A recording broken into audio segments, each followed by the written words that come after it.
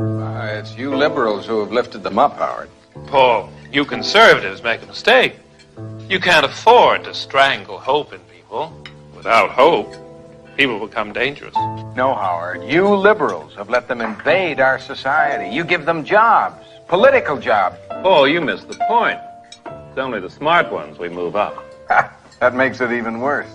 No, we have to move them up. If we leave a smart one in the ghetto, he might develop into a leader against us. But if we raise him up into white society, we neutralize him. He feels compelled to try to act like us. He loses his identity and his racial anger, if he has any. He becomes alien to his brothers. They realize he sold them out and they grow to hate him. He becomes worthless to them and safe for us. No, thank you. In fact, in his love for the creature comforts, except for his color, he's become one of us. Portions of the following program may be unsuitable for younger or more sensitive viewers. Viewer discretion is advised. Disclaimer! Copyright disclaimer under Section 107 of the Copyright Act of 1976. Allowances made for fair use for purposes such as criticism, comment, news, reporting, teaching, scholarship, and research. Fair use is a use permitted by copyright statute that might otherwise be infringing. Non-profit education or personal use tips the balance in favor of fair use. This video was made for entertainment purposes and is transformative in nature. You feel, however, that we're making progress in this country and worldwide? No. I will never say that progress is being made. If you stick a knife in my back 9 inches and pull it out 6 inches, there's no progress. Mm-hmm. You pull it all the way out, that's not progress. The progress is healing the wound that the blow made. And they haven't even begun to pull the knife out, much less try and heal the wound. They won't even admit the knife is there. You haven't. Hey, John, what do you want us to take away from this extraordinary series of yours? Well, I want people who are not Latin to have Latin envy and wish they had been born Latin, and for Latin people to realize, damn, being Latin is a superpower, man. I mean, the things that we've suffered in this country, 500 years, our wealth was stolen from us. We were lynched. We were burned, shot alive. We've been the only American citizens that have ever been deported by the millions. And yet we contribute and we build and we thrive. To me, if you have been here for 5 years and you do not have a criminal record, you will be able to go on the dignity status for 7 years. That status is like a probation period. You will not be deported. You will not lose your assets. You can work anywhere in the country. You will pay taxes. And there would be an additional tax. A new levy of 1.5 withholding, called the dignity levy, will be held from your paycheck. You will not have access to any government program and will have to buy your own health insurance. And another charge. You will pay $700 a year for 7 years, and that adds up to around $5,000. Those $5,000 will represent around $45 billion. This is provided that the undocumented immigrants total 10 million, but there are more. And that fund will go to pay for border security. The other bucket of money, the 1.5, will go to re-educate or retrain any American who believes that he or she has lost his opportunity, his job opportunity, to an undocumented. Some of the other legislators who support the bill said they are aware that it is not perfect. They said it's better than doing nothing. Various groups, feminist, gay rights groups, and those who are defending immigrants have commandeered the black civil rights experience. Yes. What do you mean by that? Yes, I'm glad you asked that, because I think it's one of the most important points of the book. I mean, I think the way liberals have treated blacks like children, and many of their policies have been harmful to blacks, at least they got the beneficiary group right. We do have to, I mean, we shouldn't. There is the legacy of slavery and Jim Crow laws. We don't owe the homeless. We don't owe feminists. We don't owe women who are desirous of having abortions, but that's, or gays who want to get married to one another. That's what civil rights has become for much of the left. They dropped the blacks after 5 minutes. Immigrant rights are not civil rights? No, I think civil rights are for blacks. We done to the immigrants. We owe black people something. We have a legacy of slavery. Immigrants haven't even been in this country. Democrats are dropping the blacks and moving on to the Hispanics because they're a larger group of Hispanics now. But could I just say to Jorge, I hate to disagree with you when you're attacking President Obama, but I think the point on immigration is you can have open borders or you can have a welfare state. You cannot have both. Doing a great job in the heart these days. You late again, Eddie.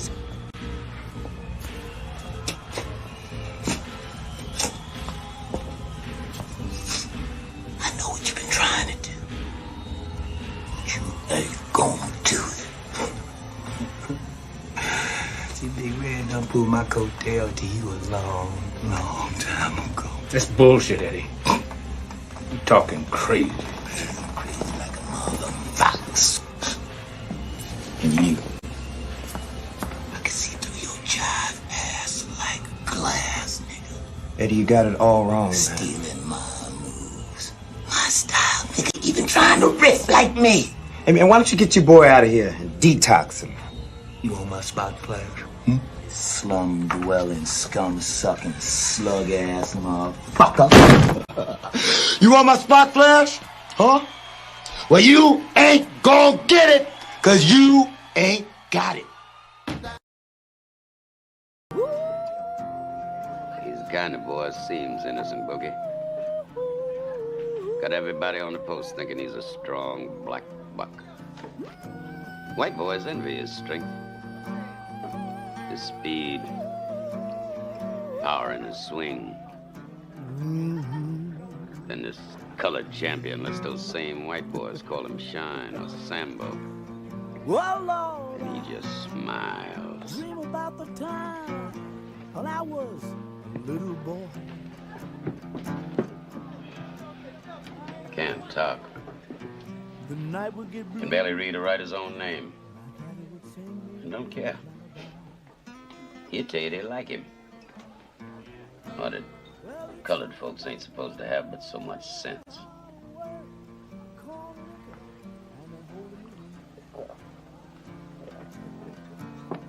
Yes, he would. You know the damage one ignorant Negro can do. We were in France in the First War. We'd won decorations. But the white boys had told all them French gals that we had tails. Then they found this ignorant colored soldier. Paid him to tie a tail to his ass and run around half naked making monkey sounds. They put him on a big round table in the Cafe Napoleon. Put a reed in his hand. Crown on his head, blanket on his shoulders, and made him eat bananas in front of all them Frenchies. Oh, the white boys danced that night. Passed out leaflets with that boy's picture on it. Called him Moonshine, king of the monkeys. And when we slit his throat, you know that fool asked us what he had done wrong.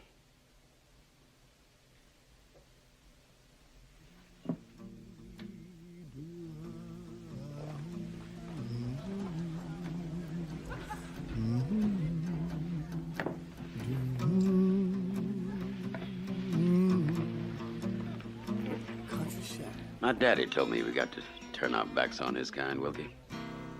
Close our ranks to the chitlins, the collard greens, the cornbread style. We are men, soldiers. And I don't intend for our race to be cheated out of its place of honor and respect in this war because of fools like CJ. You watch everything he does. Everything.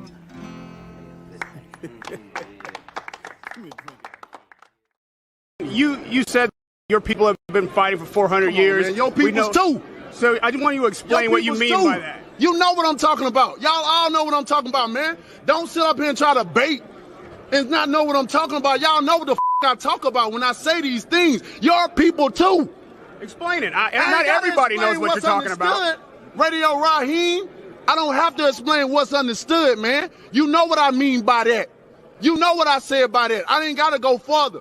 And if anybody don't understand that, then God be with them. Go look up the history.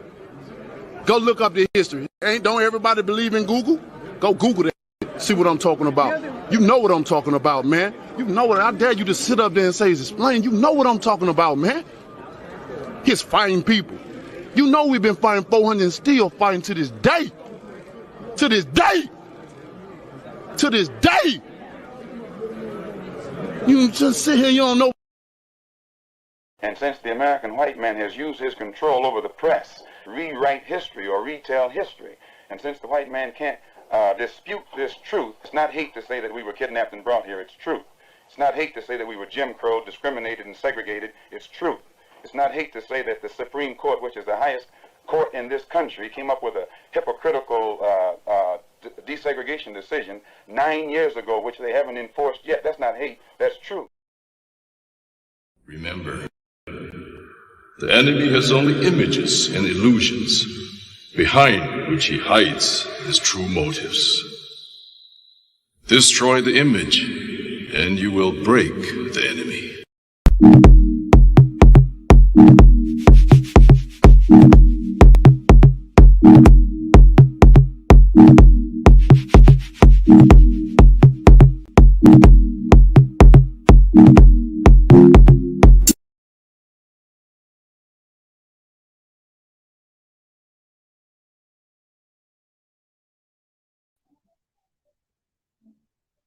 Welcome, welcome, welcome to the most hated show in the black corner of YouTube. I am your host, the whiteologist, Mr. Blows Your Minds, and this is We Up Report.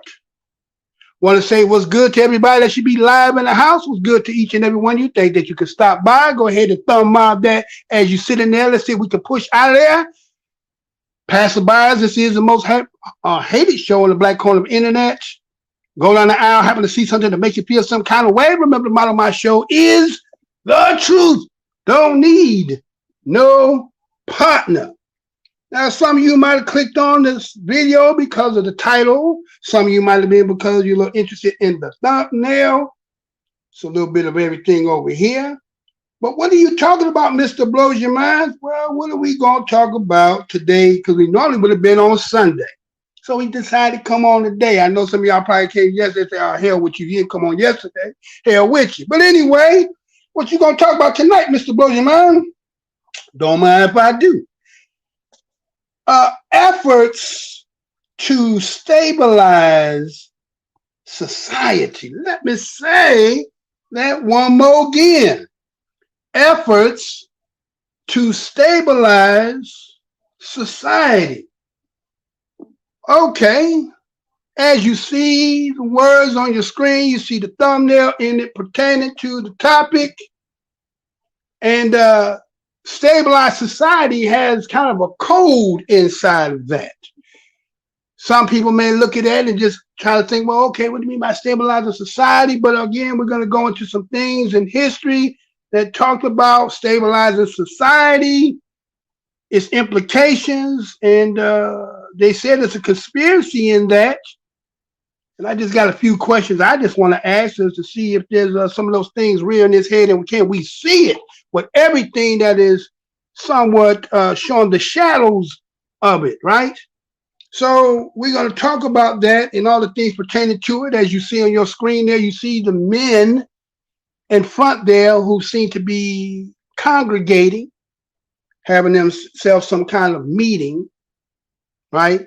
And then behind it, you see the depiction of a slave master with his slave. Those of you might have seen, what's the movie again? What is that? Mandingo, I think the name of that movie is Mandingo, right? So in this depiction here, there is somebody in particular who that congregation and who that master is in cahoots against to stabilize a system or society that seems to be a little bit out of control? Or is it because of some things that done took place over the last few years, especially since 2019, that history tell us about 1619, and that became the 400 years that a lot of people count when they read the history from, let's say, from the general understanding of it, right?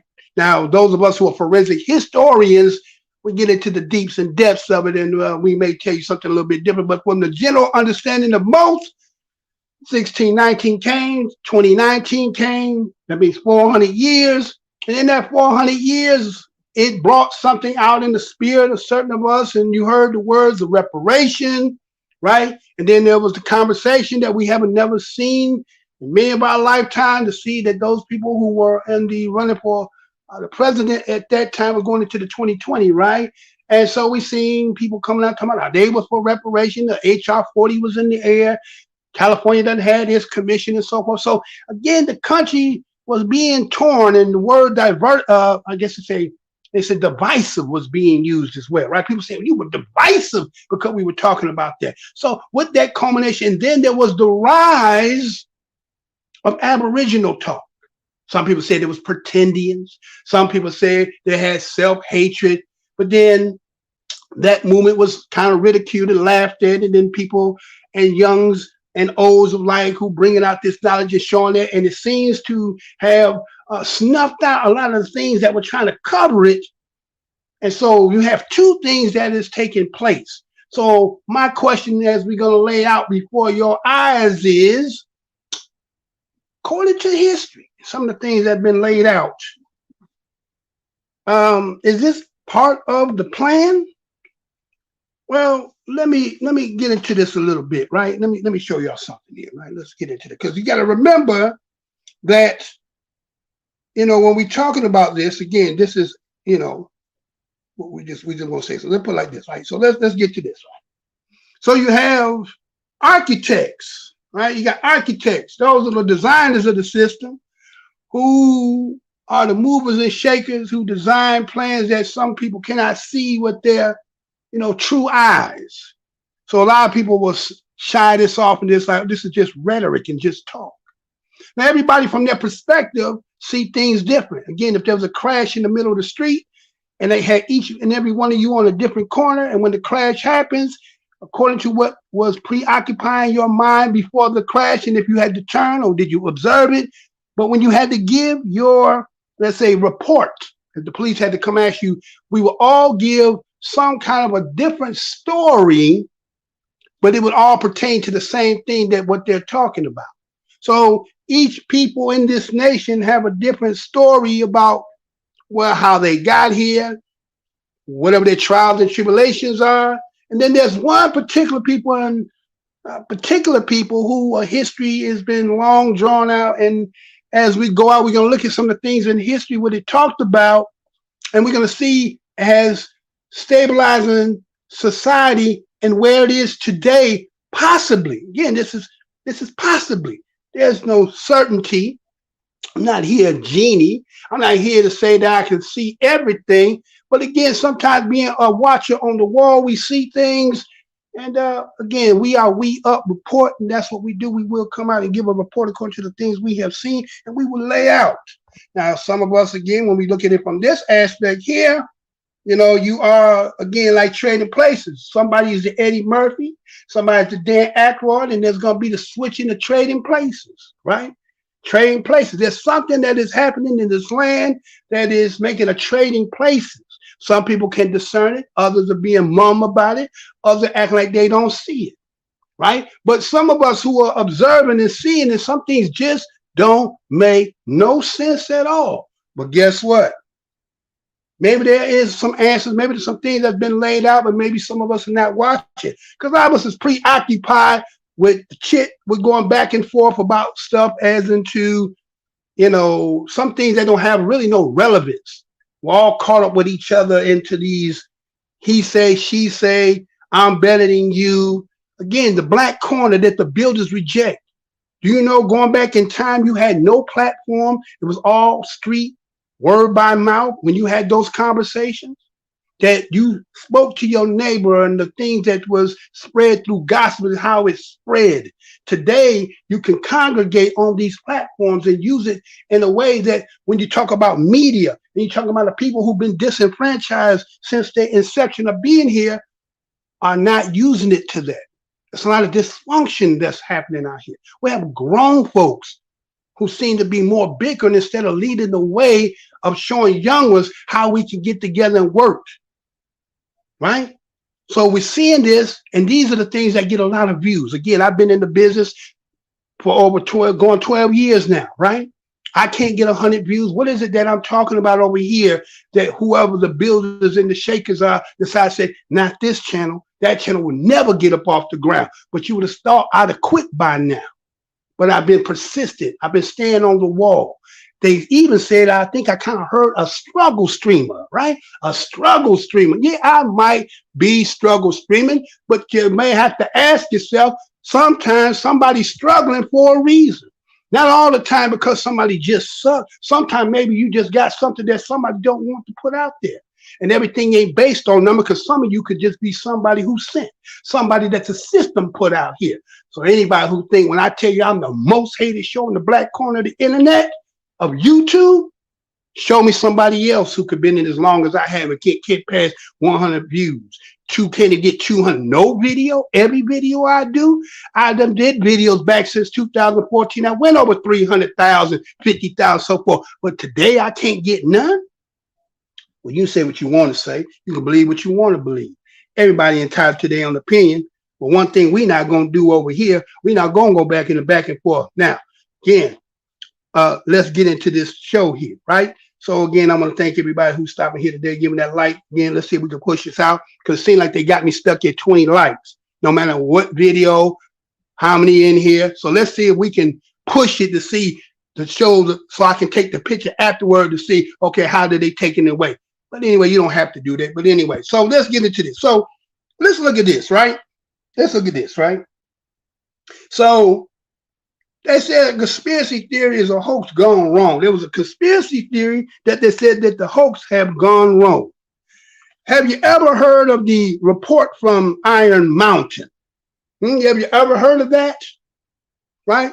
There was a report they said that came out. Now, it supposedly is talking about the stratagems from a think tank. You know what I'm saying? A think tank is where people who specialize in certain capacities that get in and they have a problem that they want to deal with and come up with some ways. But this report from Iron Mountain was studying, and the design of people was to explore various ways to stabilize society. Let me say that one more again.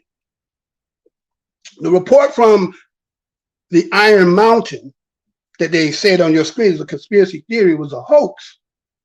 That they said it was a stratagem from a think tank that studied release in 1966. It produced by a Hudson Institute, who found the name was Herman Kahn, and they were to study the design. The purpose was to explore various ways to stabilize society. Accordingly, society is used synonymously with the word government. Let me say that one more again.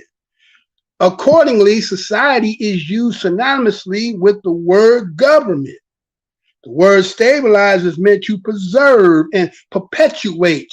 Let me say that one more again. The word stabilize is meant to preserve and perpetuate. Overall, this study is to analyze the different ways that the government can, let's say, perpetuate itself in power. Let me say that one more again. So you see in the secret inside where you see my title is about what? Stabilize society. There's an effort to stabilize society.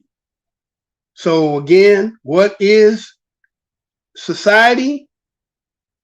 Society, according to, is synonymous with what? Government. Stabilize is to what? To preserve and perpetuate.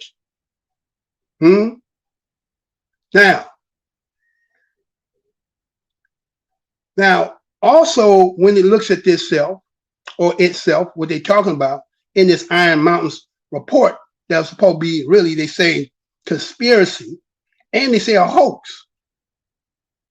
They also had ways to control the citizens and prevent them from rebelling. Let me say that one more again.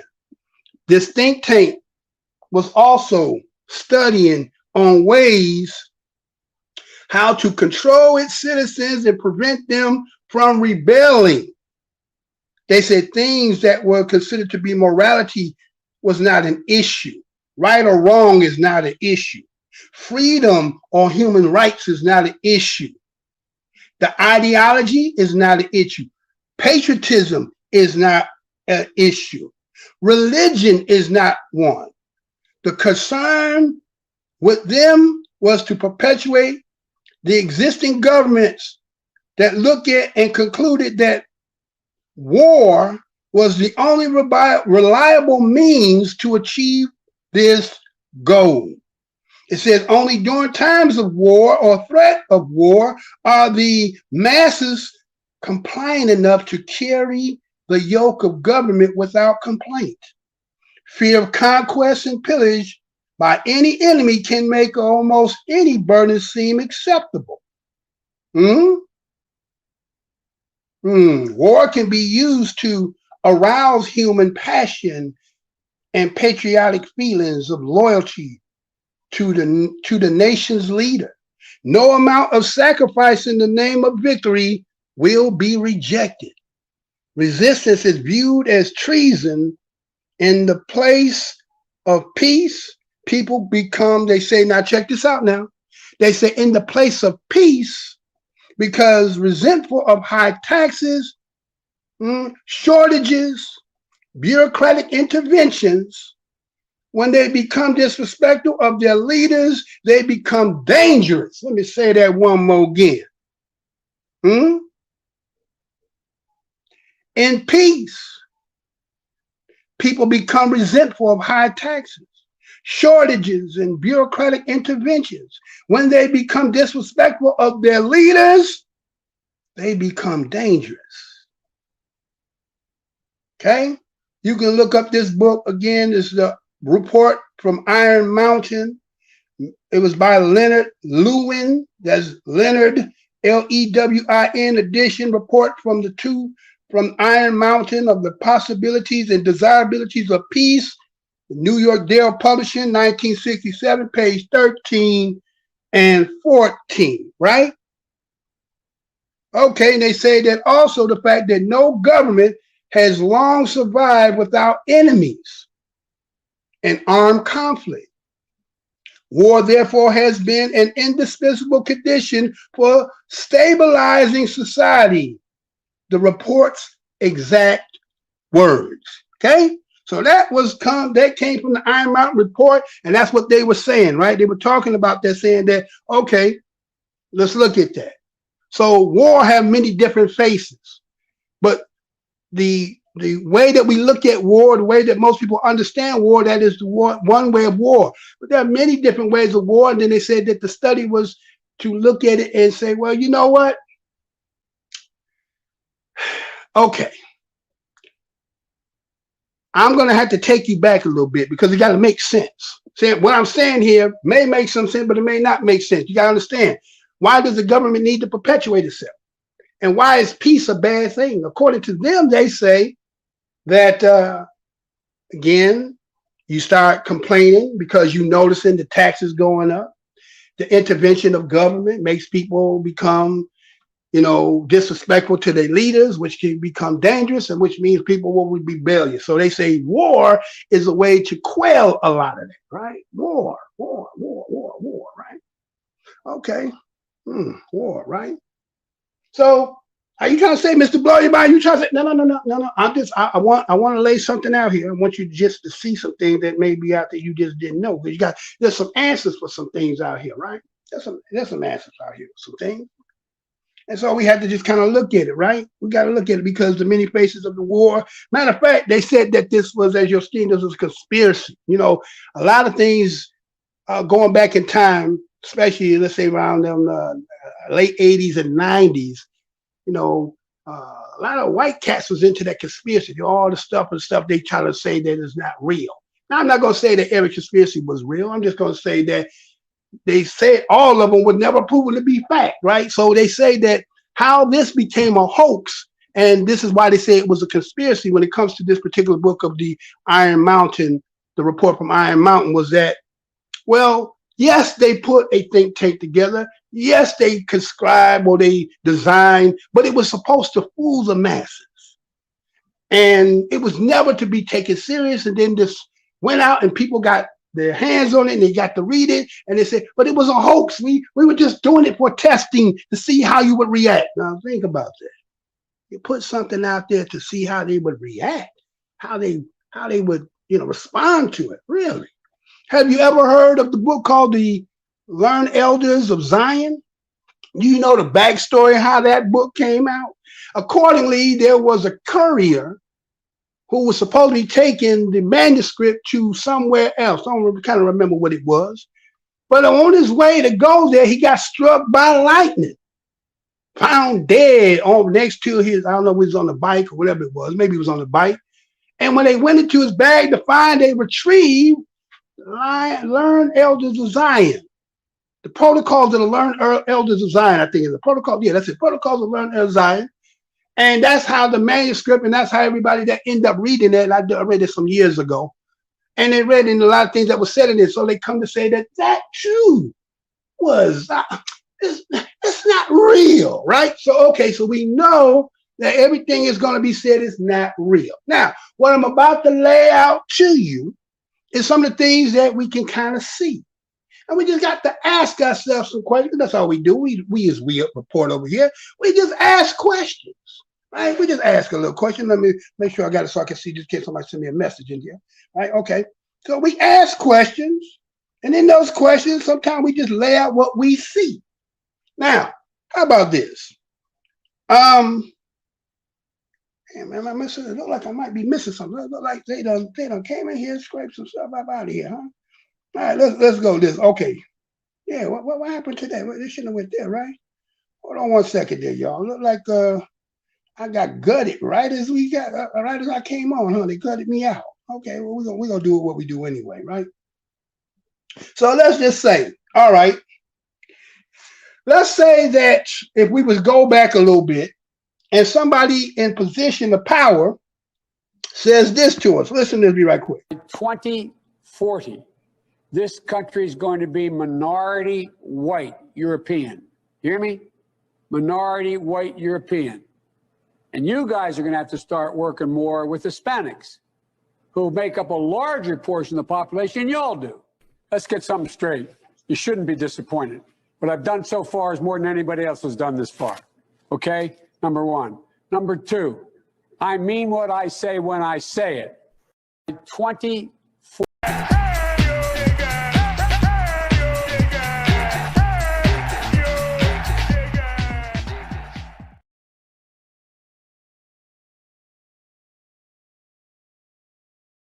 And so we are back, right?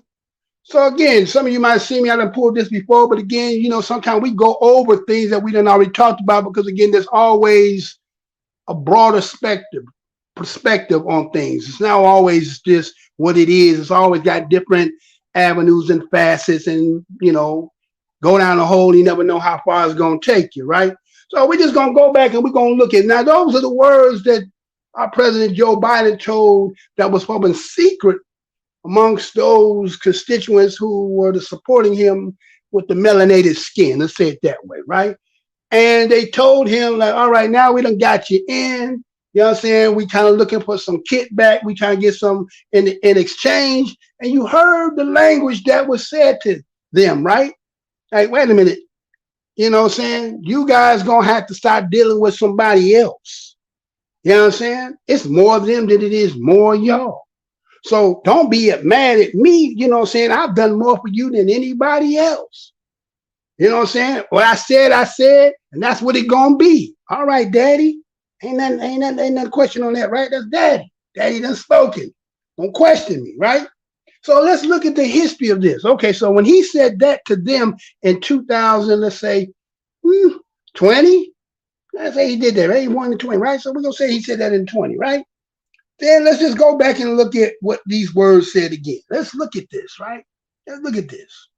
Now, this is some transcripts coming directly from what was said in this, what you've seen on the title page of the article.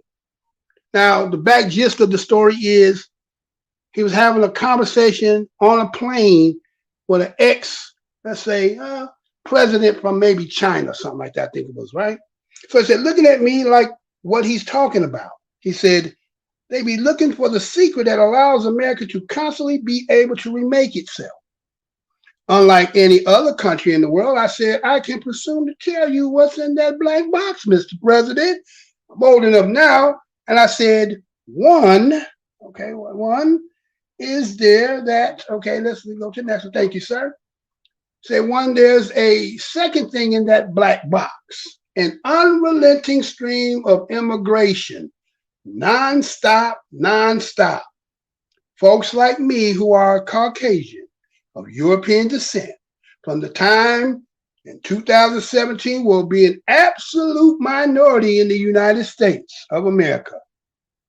Absolute minority. Fewer than 50% of the people in America from then and on will be white European stock.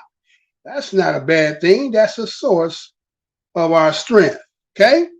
Now, according to Joe Biden at this particular time, he's already fortune telling about what we're kind of seeing now. Unrelenting, nonstop immigration. Do you not see that? Are you not seeing that? You're seeing that, are you not? Right? We're seeing this, right? And so some people kind of ponder, well, what's this all about? We don't know what it's all about, but those are the words of our president that's at the White House at the 1600 Pennsylvania Avenue, right? So let's look at this, right? Okay. So what would be the need of that? I mean, we have our own problems, right? In our own house.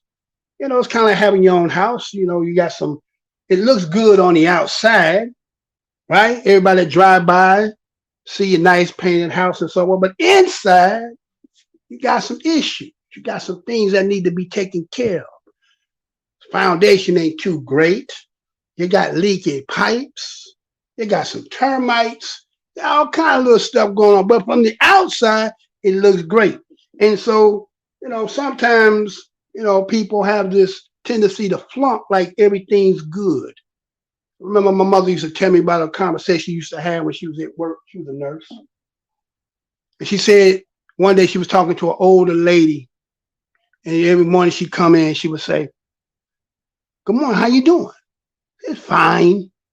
Say it the next time, say it, fine. Say it the next time, fine. And then one day the lady said, everybody fine until they drop dead. Everybody fine and then they drop dead. Huh? That's how it go, right? Everything's okay. No problem here, y'all. Everything's fine.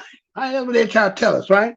So we have to say there must be a purpose, as Joe Biden said, in that, you know, in that transcript there is a reason for the unrelenting in one aspect, right?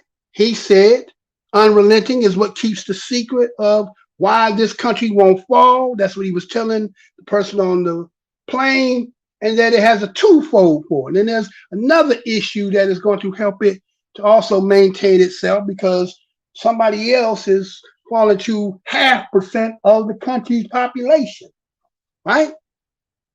So, all right, so I said, all right, now, again, those of us who are, we say Black Americans, Atachas, indigenous, Niji, Moor, all the above and brother term that we call the Black Americans, right? That's nothing against anybody else who should be of descendant of some people from other nations outside of the United States, but we of the Southeast, what we call down South, those of the lineage, right? That's been here for many generations, right?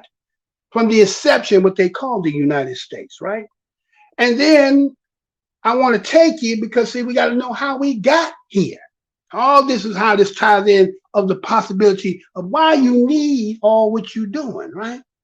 So I remember one time I had seen this. Let me show y'all this. Right? You ever heard this phrase before? Killing the Indian in the child. You ever heard of killing the Indian in the child, right? Killing the Indian in the child, right? So it's supposed to be in here. It came by this individual right here. You'll see on your screen there. It should look on your screen. I think it's going to come up, right? Right? See that right there on your screen? And accordingly, right, talking about how this resource includes the full text from Captain Richard Henry Pratt's speech, in which he used the now known phrase to describe his philosophy of assimilation. Kill the Indian in him and save the man. The speech was delivered in 1892 during the National Conference of Charities and Corrections held in Denver, right? Kill the Indian, or kill the child, or kill the man and save, right? Save the man, okay? Now, there's a question, as I said in the top of the earlier part of this show. There is, let's say, as I told you, there's two things that's happening in this land that might be fomenting something. One was the 400th anniversary of the 1619 story, right? The story. And then there's this undercurrent that is budding and sprouting as melanated people are coming into the knowledge and understanding. Again, those of Black American Italians, they just need more. All the umbrella terms that are called Black Americans. I know it's not politically correct. I know it's not lawful, but you know who I'm talking about, right? And that this particular group is coming to find out by going through our genealogy. I say they, I'm part of that too. I'm part of our genealogy, and we're going back and we're tracing. And there's people who will argue with us and tell us that who we are, not according to what the story of 1619 lays down. And they're saying that there's nobody here from that. We're not saying that at all. Not saying that at all. But what we are saying is, accordingly, right? There's some things, there's some evidence that started to be presented and shown, and I think it's backing some people up. And so now the question becomes, who were they really talking about when they said this here again? What they say?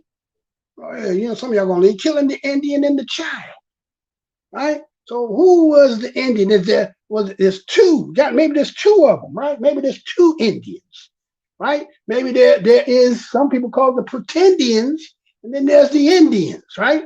And a lot of people say that one people who pretending to be something and the other one is legitimate. According to whom? Who you asking? Right? It depends on who you asking.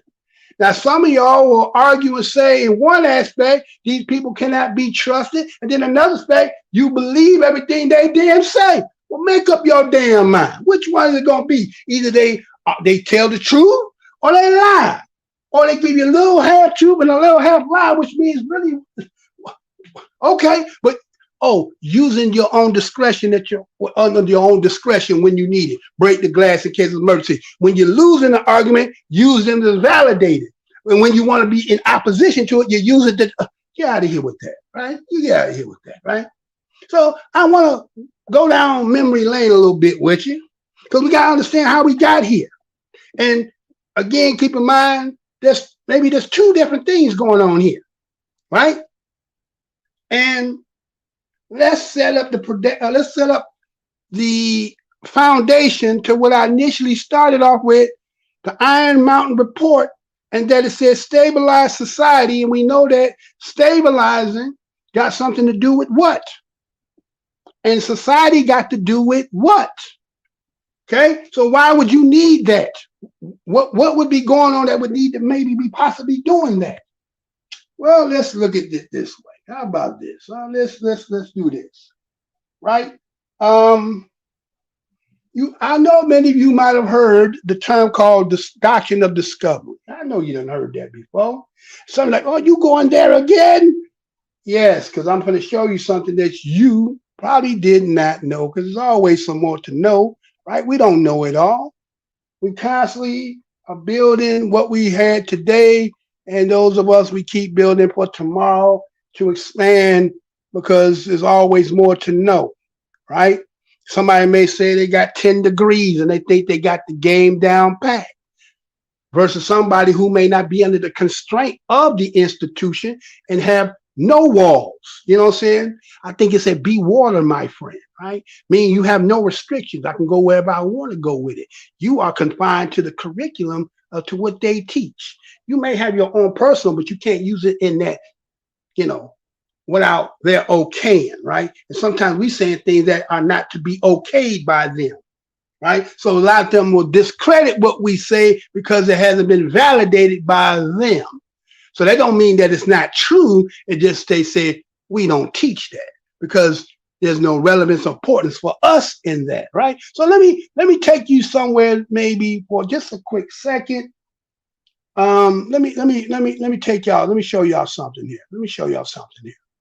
Because a lot of people don't know how we got here, right? You hear a lot of people talking, but they don't get to this aspect of the game because everybody too busy arguing, bickering, fighting about things of whatever irrelevance to me, as they kind of forgot about what's done happened, where we are at, and what do you see on this horizon? Let me say that one more again. Too much of y'all out here bickering, fighting, going on at each other when you done forgot what's really happening, what's finna happen, and y'all out here forgetting about it. So sometimes somebody got to kind of pull y'all coattail a little bit because y'all done forgot. Y'all over there getting into it with each other. You got young ones who got to be here when we all leave, and them young ones come. And if you don't lay this down before we leave, you're going to let them be, again, somebody said perpetuate. Somebody's trying to put their power to continue to perpetuate. So let's look at that doctrine of discovery. Doctrine of discovery talked about how they was to invade and search out, capture, vanquish, and subdue. In the beginning, they said all Saracens. Let me say that one more again. They said to invade, search out, capture, vanquish, and subdue all Saracens. And then they say pagans. Okay? They said whatsoever. This is in the doctrine of discovery. Then they had another clause in it.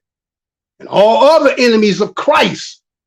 And all other enemies of Christ whatsoever placed, the kingdoms and dukedoms and principalities and dominions, possessions, and all movable and immovable goods whatsoever held and possessed by them, and to reduce their persons to what? Perpetual slavery. And apply appropriate to himself and his successors, the kingdom, dukedom, counties, principalities, dominions, possessions, and goods, and to convert them to his and their use and profit. This was the motive. This was what they set out when they came to do. Y'all done forgot about what done been happening, what history done told you. You done got comfortable. You think when people talking, they talking about you, and you think that, again, I done put that out there. Give me the date, the year, the month, they it all stopped. I'll be waiting. I'll probably be passed on before you can answer it. So the doctrine of discovery, they said it was the framework of Spain and Portugal. Then they threw in England in there too. But they weren't there originally, but they said they threw England in, right? And they used that as for the colonizations of, they said, many lands. And they also included North America. So when you look at the letter that was done by King Henry VII back in 1496, letter that he wrote to John Cabot. John Cabot had his sons with him. And they was the discoveries of what they call the new and unknown lands. Because it was John Cabot that got England into the game. He got a contract with the Jacinto, when everybody be talking about the transatlantic slave trade and all that. I never hear the word Jacinto. I never hear you say that.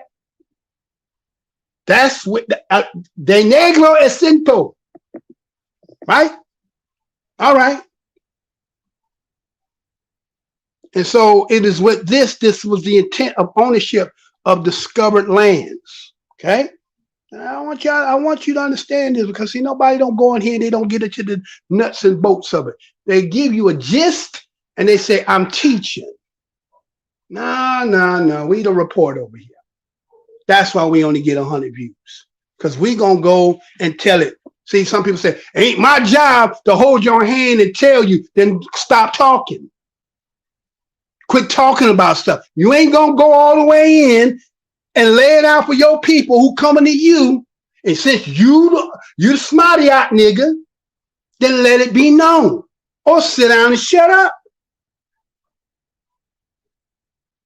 According to the letter, said we have to also grant them and any of them and to the heirs and deputies of them and any one of them and have given in license to set up and foresaid banners and sign in any town, city, castle, island, mainland, whatsoever, newly found by them, and that the before mentioned John, who they talking about John Cabot, and his sons and their heirs and deputies may conquer, occupy, possess whatsoever towns, castles, cities, islands by them thus discovered, that they may be able to conquer, occupy, and possess. And as a vassal and government of lieutenants and deputies therein, inquired for us to dominion, title, and jurisdiction. Let me say that one more again. What they gave John Cabot, being working for the crown, when they came to these lands that they discovered, it required them to have the dominion, the title, and the jurisdictions on these lands. Okay? All you brand new think you know the game. There's no game. There's only one game there's been. There's only been one game. There's only been one game. Now, the doctrine of discovery was an international law. You know, everybody being here be talking about law. Law what? Was there indigenous law? Is this indigenous law? Is this African law? International. What do they mean by international law? Look at them. Watch the distinction of what they talking about. Gave license to explore and claim vacant lands. Huh? Vacant land. Now, the word you understand when you come to vacant, you mean somebody not there. That's your understanding of vacant. Well, let's see what they talking about. They call it terra nullis. When you go look up in law, it's called terra nullis, meaning in the name of the sovereign. Vacant lands, which they say was not populated by Christians. You know, a lot of black folks say, I'm Christian. I's a Christian. I's a Christian. Yeah, you damn right you a Christian. Yes, you is. You don't know why you a Christian, but you is a Christian, because otherwise you would be part of, POWs, right? So again, that's what part of the doctrine of discovery was, to occupy vacant lands that they say they discovered. Well, let's say vacant lands that they said that was not populated by Christians. Not occupied by Christians, they were vacant. And that's how they define discovered. Let me say that one more again. Why y'all don't understand that. You know how a lot of people say, well, Christopher Columbus discovered them, and say, how could he discover when people was there? Because see, that part didn't give you the fine print part of that. The fine print is you're not Christian. And if you're not Christian, they can define it as discovered. And with that said, the sovereignty, dominion, title, and jurisdiction, they get to claim that as well. They get that too, right? So they said that North America was known. We know it's far from being vacant. Because why? You have European explorers, when they began arriving, as they said arriving, especially when they talk about that 1492 and Christopher Columbus. You heard stories, you heard some of the manifestos where they said those lands were indeed occupied, but they never gave you a number. I seen some history that said there was 100 million indigenous people at the time. Let me say that one more again. They say that North America was vacant when the Europeans came. Now, you know what vacant means. Vacant don't mean nobody wasn't there. Vacant means somebody was there, but you weren't Christians. Accordingly, they said 1492, lands that was occupied, they claimed there was 100 million indigenous people, where they claim about 1/5 of the world's population at the time. And they were not Christians, but they also were not humans, according to them. Let me say that one more again. North America was vacant, as far as they said, when the Europeans arrived. 1492, especially when you talk about Christopher Columbus. But vacant don't mean what you think vacant mean. Vacant mean they just were not Christians. Accordingly, they say it was over 100 million indigenous people, 1/5 of the world's population at the time. And they were not Christians, nor were they not humans. You understand? Now, with that being said, you have to say, okay, so kill the Indian in the child. Well, are they talking about them people you talking about on the reservation? Is that who they talking about? Is that who they talking about? That's who you think they talking about? Well, let me show you something. Let me show the census right quick. Look at the census right quick. Let's just look at it. Let's just take this as a primary source, what they put out here, right? That's a primary, right? Yeah. Right. You see it there, right? So if we use this as a primary, and you look and see, you'll see that when you look at about 1860, look where it says American Indian. They say about 44,021 people. Okay, 44,021. Now, when they say 100 million in the Americas, that don't necessarily mean in this part of the Americas, but totality, right? You got 100 million people, and other people got to come to the land on boats. Even if you gonna conquer them, and you got 100 million people, is it possible that people on the boat, even if they got guns, that they can take over 100 million people? You know, sometimes our imaginations, that damn Hollywood did a lot of good shit in our minds.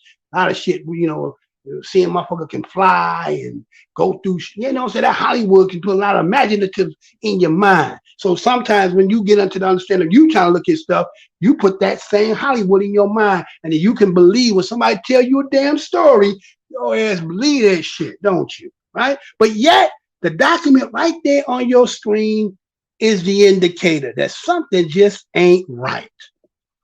You see in that, let's say if we was to count from total population and go over to the third column, down at 1860, you'll see about, you'll see 44,021 in the year 1860. Then to the right of that, but it's a black box, you got about 4,441,830. Okay, total number. Okay, that number is much bigger than the 44,021, is it not? So if they said that when they talk about kill the Indian, right? Kill the Indian in the child, and he does this in about 1870 something, who they talking about? Why would you need to do all that with that small bit of number of people when you got a much bigger population of some people you claim, according to your story, you brought them, right? And that people who will argue you down tell you what the story tells is that's the exact fact. That's what it said. And the people who are it is telling you, we can't find these people in our family. That doesn't mean all of us, because they can always find somebody who will say they do. There's some of us who know immediately their mama, their daddy, their grandmama, their granddaddy is from Africa.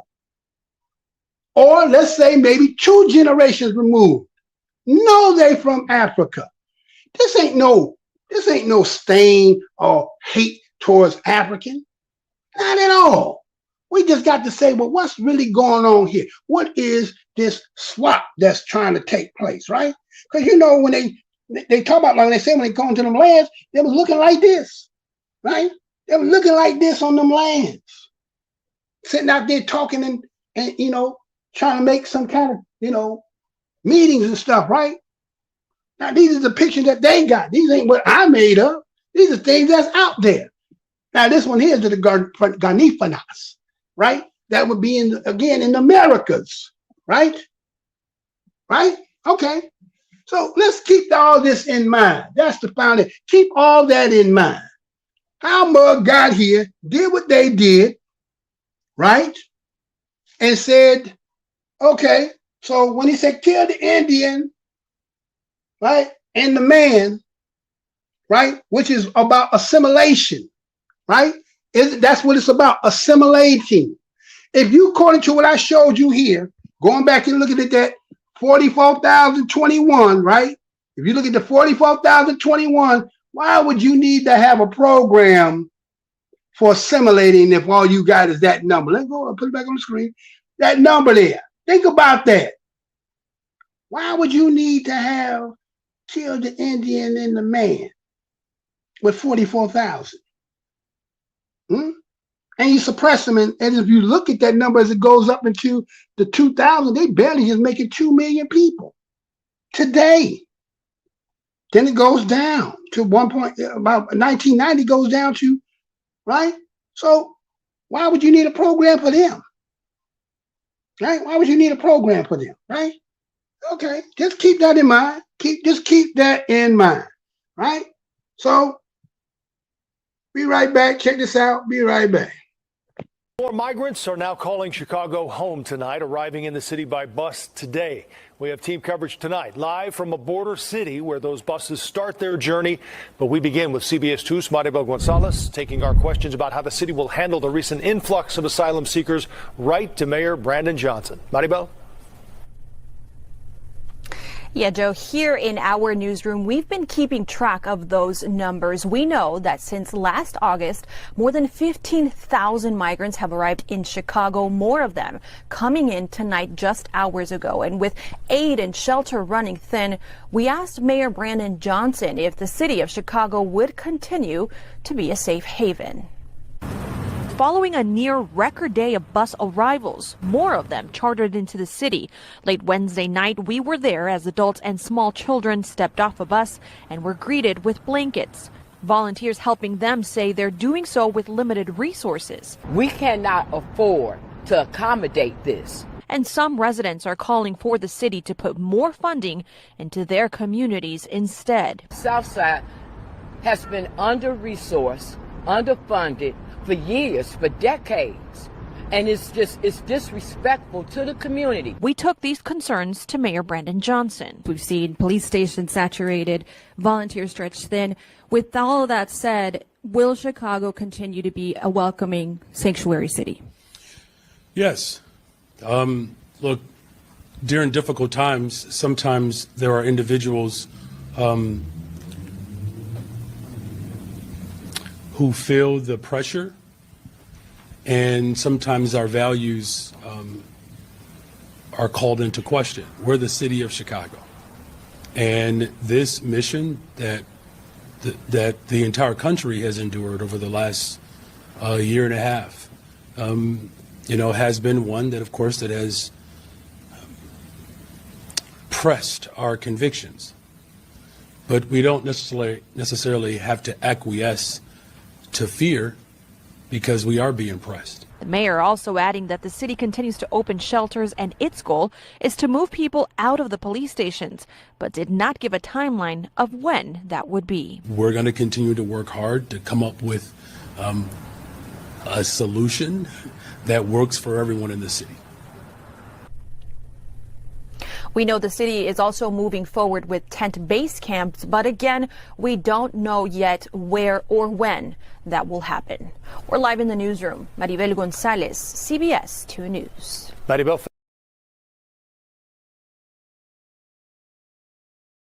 We back, right?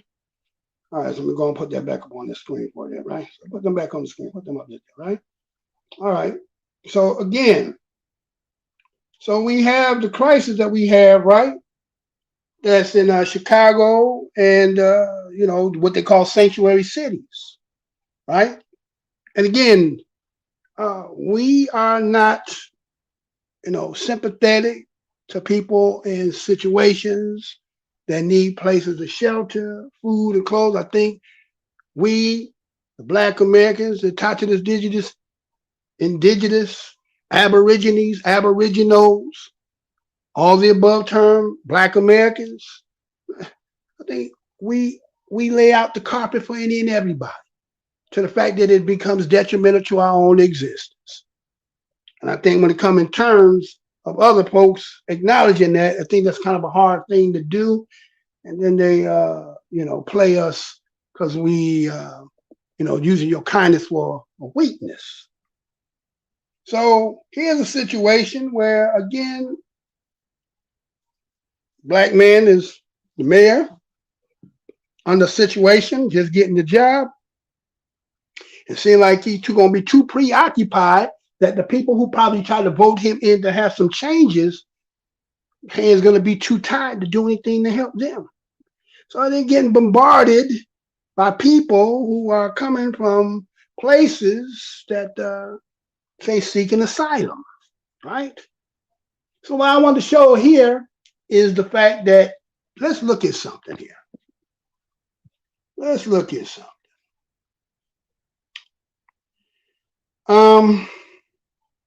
We don't know whether these things, let's see, hold on, let's see.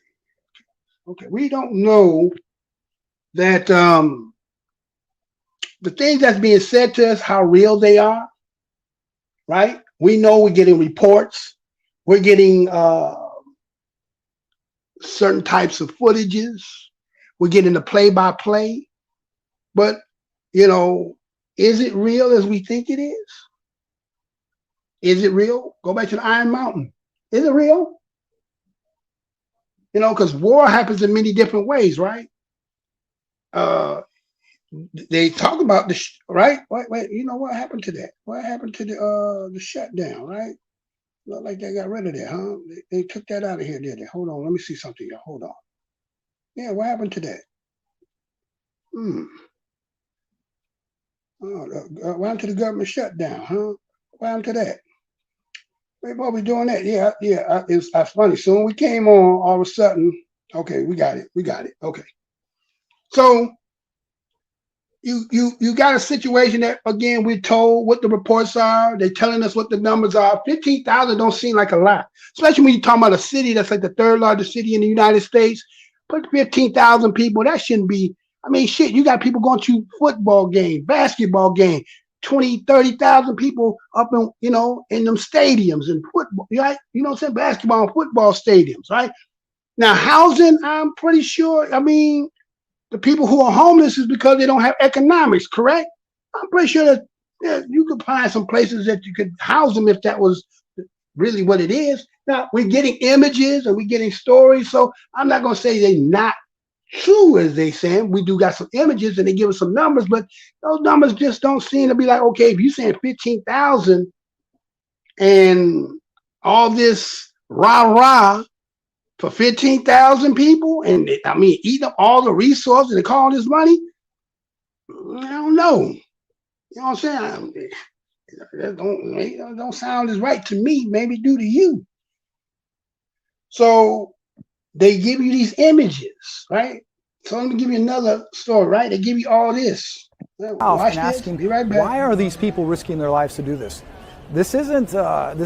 Nobody wants to deal with human traffickers. No one wants to risk their child's life. And since the American white man has used his control over the press, rewrite history or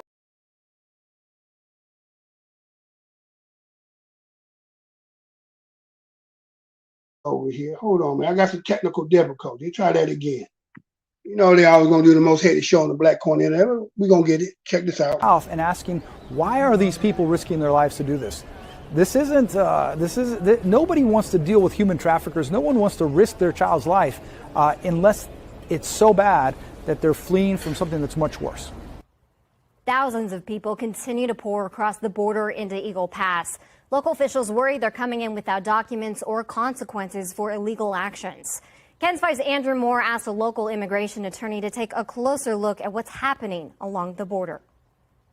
Just a cycle of undocumented people coming through our city. Eagle Pass Mayor Rolando Salinas says migrants come across the river constantly, and he doesn't know if any are being sent back. And after seeing 17,000 in just 10 days, he wonders if current immigration policies are having any effect. Right now, there's really no incentive if somebody from another country wants to come and they want to do it the right way.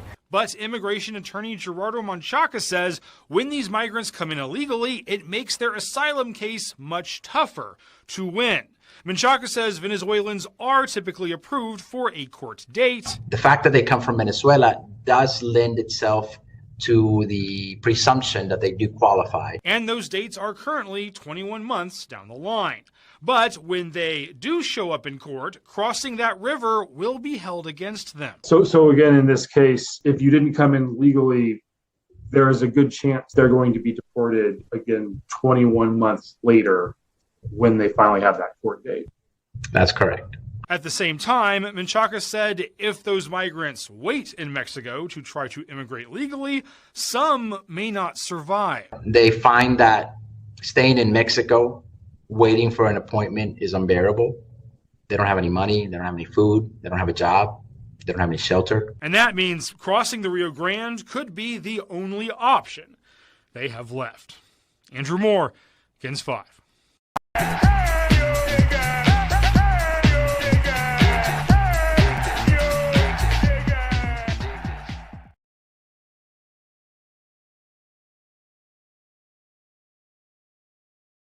Got some technical difficulties over here, y'all. So y'all got to be a little patient with me.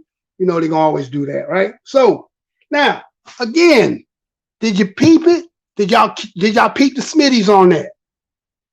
You know, I hear what they saying and I get an image, you know, I get a nice little shot of a little crowd of people. I got about 3 people coming across some water, right? Right? Yeah, right. And they get the whole story behind it, but I'm not seeing I'm seeing little shots of things. You get what I'm saying? I'm seeing little shots, right?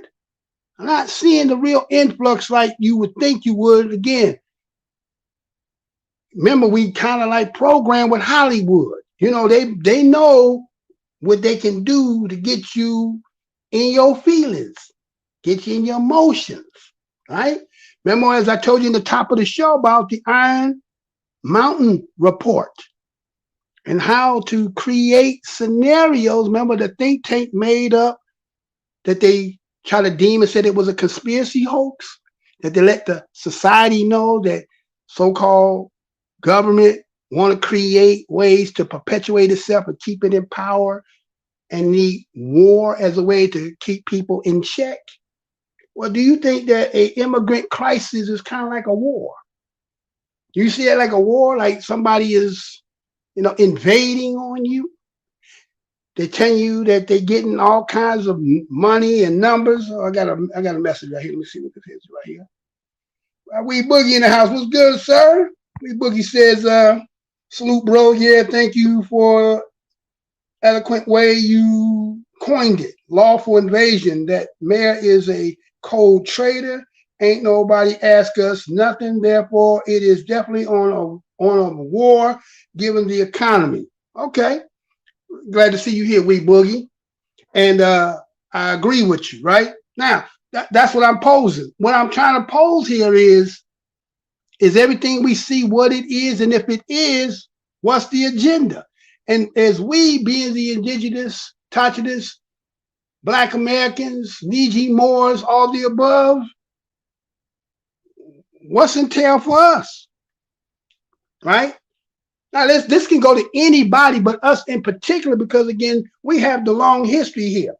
And then, as you heard what Joe Biden said, now think about that. If we talk about from the inception of the country of it being created, and we've been here from 1790 up or 1789 up, and if Joe Biden's words are true, that their people are dropping from the position of most populated to become a minority, then who would be by natural progression next in line? Do I need to say that one more again? If we was to look at historically from 1790 Let me show you on the screen. Let's look at this. If we were to look at from 1790, let me put it on the screen so you can see what I'm talking about. So I ain't just talking. If you look on that screen, let me get Wee Boogie out the way. Get Wee Boogie out the way. Okay. So you see down there when you see about 18, go to 1790 is all the way at the bottom, right? That's 1790 at the bottom. Look at white numbers, look at black numbers, and there's nobody else. 3,172,006 to 757,208 and nobody else, right? So from that, going up to, let's say 1990, we know all the stories of everybody, parents now coming from Ellis Island and all that. We know all that part. We ain't talking about you. We talking about that group right there, right? And so naturally, you think you next in line, right? You would think you in line next. You should be the next heir apparent, right? But somebody say, hell no. Just like this show here. Somebody seen me when I did that 300,000 on the extinction of the white race back in 2014, April 1st. Never said nothing about we gonna do no killing.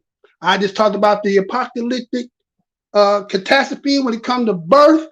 You heard Joe Biden tell you exactly what I said back from 2014. Here we are today in 2023, and we see an influx, as Joe Biden words told you, unrelenting, nonstop immigration, right? And we seeing it. Now the reports are coming out. Sanctuary cities are complaining, too many people, not enough resource.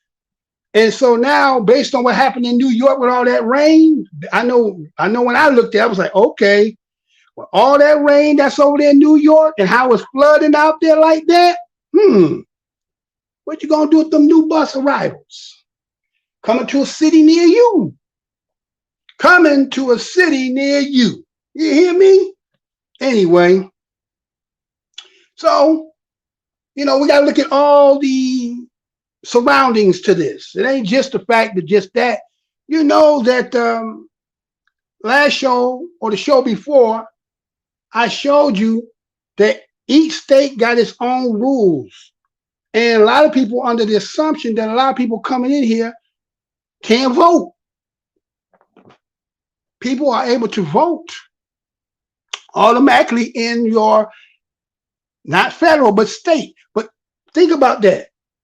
If we push people who just got here into your local municipalities where you live at, they can change the dynamic of what? The elections in your local arenas, because they can vote right off the bat. Remember, I gave you all the lists in every state and what they can and what they cannot do, right? They said just federal they can't.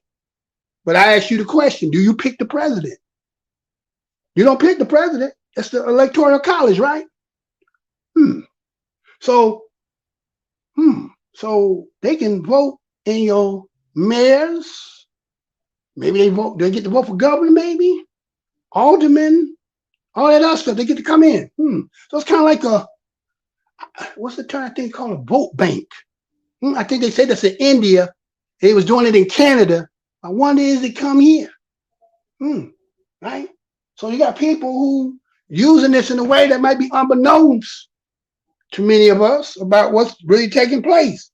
But my thing is the optics that are being given. We're hearing the stories, and then based on the circumstances that a lot of us in, those of us who are economically been disenfranchised, even though have went to school, maybe we're not, let's say, scholastic, right? With 6 degrees, right? Working for some firm, working for some university and all that good stuff. We just was regular labor workers. So we just day to day working poor. They done got a little older now. Computers, technology is wiping them out. Corporations are closing. See, when all them corporations and stuff closing, go back to the Iron Mountain. Who is the think tank is for? Who is it specified for? Who is it protecting? See, there's a lot of people who talk about, oh, the corporations run it. But see, you don't see, the thing is, you don't know who the corporation is, do you? Should I go there? I wonder if I should go there. Because I think a lot of people do not know who the corporates are. So a lot of people think that, okay, when you talk about the story of the Virginia company, that was of the crown. But what happened? Who is the colonist? That's what you got to ask yourself. Do you know who the colonist is? The colonist was different from the Virginia company. And the colonist had a whole separate existence. The colonist is the one who separated themselves from them and created the United States, who formulated the 13 colonies. It's the corporations who created that. So everybody talking about some corporation. Yeah. Yes. So now you have to say, what's going on? You seeing stores closing, companies going out. So, Iron Report said, fear push it back in place. Remember I told you about the word drapetomania? And I told you that drapetomania is when we as melanated people are starting to become a little bit more astute, more sophisticated to the game. We're talking about tangibles. We're talking about unifying. We're talking about this, our land. We go, huh? So somebody's being threatened by all that. You understand? Somebody's being threatened by all this. Okay? Because it don't make sense to bring in so many damn people. And you got plenty of people already here, supposedly. And according to what they tell us as numbers, is that fact so? Right? So let me show y'all something real quick. Let me show you something. Let me show you some as it to numbers, just like you see on your screen. Okay? Look at 1970. Let me show you 1970 something. Let me show you something. You see them numbers on your screen? From 1970 to 1980, what do you see? Look at the screen good. Huh? What you see? White folks said what? 87%? 87.6%, 1970. Black folks 11.1%. In 1970, 1980, they go to 85.9. Black folks go 11.8%. It only goes up 0.6%. Right? You see it on your screen, right? Now, let's go to 80 to 90. 80 to 90. Okay? From 80 to 90, you're going to see this. Wait till you get on your screen there, right? So you see 85.9, then 1990 go to 83.9. Black folks in 1990 jumped to 12.3%, but that 3.8% finally spoken out where it's peaking. Now, is them numbers combined with another people? Most likely they were. You understand? Because all of a sudden, when you get to 90 to 2000, all of a sudden this other category just pops up. Let me show you. Let me show what I'm talking about. You see this other group just pop up with some numbers all of a sudden. All of a sudden, they pop up. You see it say 12.6%? That's the Hispanics. Blacks still in 10 years, right? Right? From 1990, we went from 0.3, was that 0.4%? This other group from 9% to 12.6%. Okay? 2000. Then from 2010 to 2020, what you got? No, 2000 to 2010. I'm sorry. I'm jumping the gun. 2000 to 2010, what you see now? Whites go to 69.4, Hispanics 12.6, blacks 12.2, right?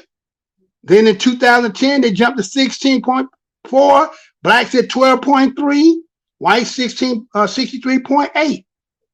Then 2020 came, right? Look what happened in 2020. Let me show you the numbers. Hold on. Show these numbers, right? So you see from 2010 to 63, right? Hispanics at 16.4, blacks at 12.3.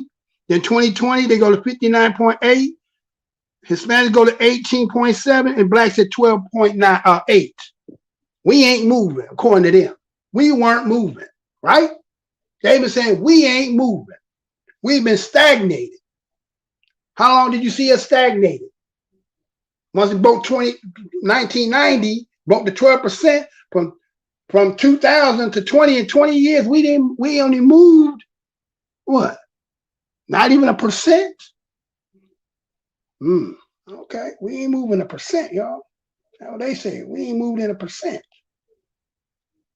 So that means that this other group is growing exponentially. But let me show you something real quick. Let's go back. Take you to the census. Look at the year 1930 in the Hispanic column. Hey, look in the Hispanic column in 1930. They're going to have 1.8 million people. Okay? Black folks going to have how many? 11.8 million. That's basically 10 million more. Black folks is 10 million more people in 1930 than Hispanics.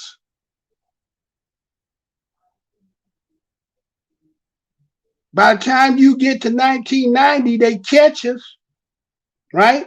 But but what you need to look at, between 1930 to 1960, they jumped to 9 million people. They jumped to 9 million, and we was at 18 million in 1960. 1990, 22 million to our 29 million.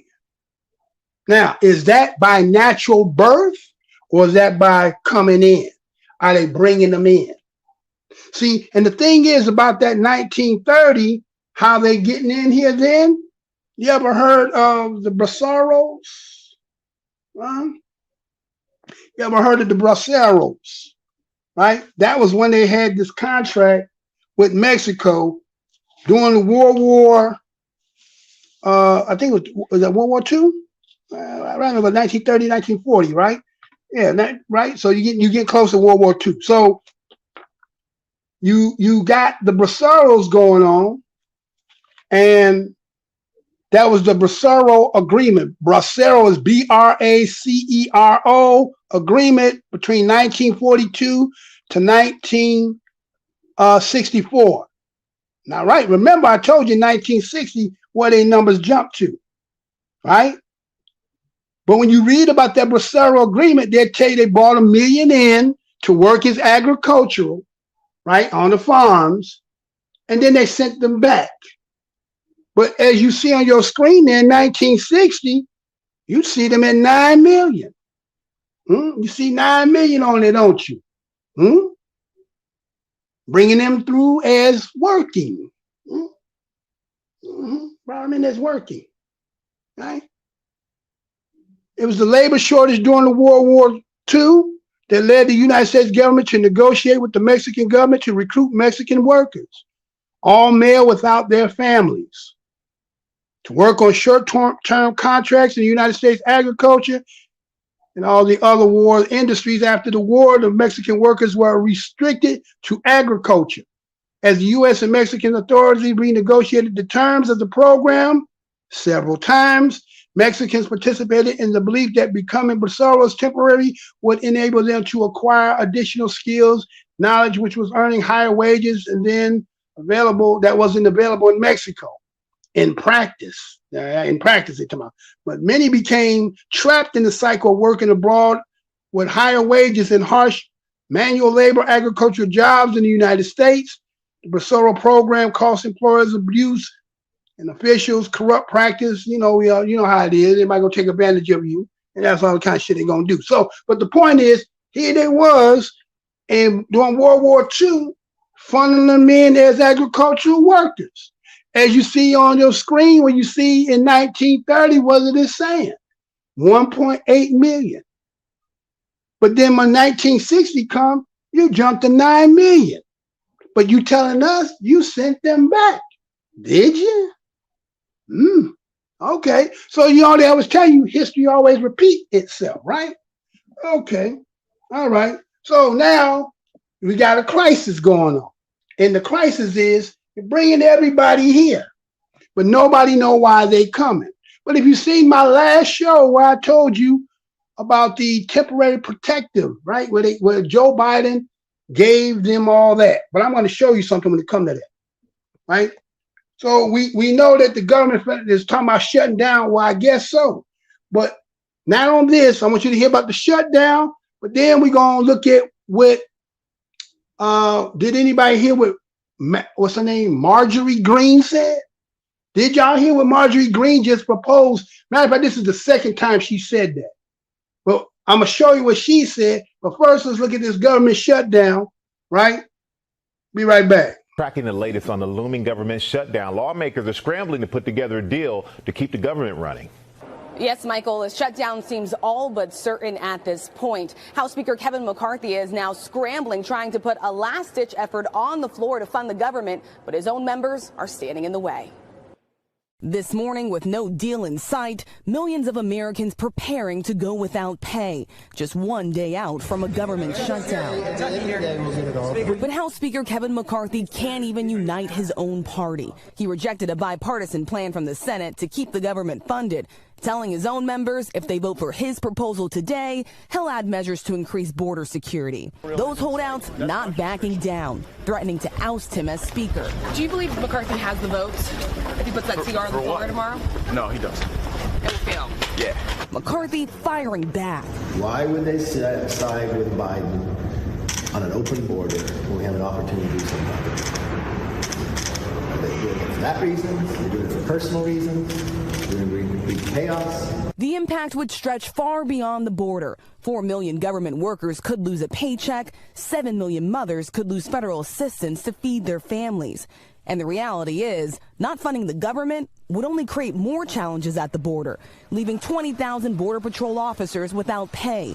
Federal funds assisting local communities could be halted. That means that we're going to have to put more people on overtime. It's a national security threat. Border communities like Laredo, Texas, already weighing emergency declarations, struggling with a surge of migrants. If that shuts down, then it'll be a total disruption and chaos. Senate Democrats calling McCarthy's sudden demands for border security too little too late. If we need to put on the table some border security measures, we should take the next 2 months to figure out exactly what that is, rather than throwing something together in an afternoon and jamming it into this bill. So this morning, McCarthy is in a box at sharp odds with the Senate's top Republican. Shutting down the government is a choice, and it's a choice that would make the crisis at our southern border even worse. And facing a revolt from his own members. Is that a failure of leadership, the fact that Republicans didn't start this process sooner? We are now down to the wire here, and we're still going through this. Yes, it is a failure of leadership. What Republicans have been focused on, launching an impeachment inquiry into President Biden, holding a 6-hour hearing, alleging he benefited from his son Hunter Biden's business dealings as vice president. But even their own witnesses testified there's no evidence of that. I do not believe that the current evidence would support articles of impeachment. That is something that an inquiry has to establish. But I also do believe that the House has passed the threshold for an impeachment inquiry into the conduct of President Biden. At this point, it doesn't appear to be a question of if there will be a government shutdown, but more of a question of how long will it last. There will be growing pressure on those Republican holdouts to try to work with Democrats to get something across the finish line, but they only appear to be digging in. Michael. Yeah, it seems to be the case, Rachel, unfortunately. More migrants are now calling Chicago home tonight, arriving in the city by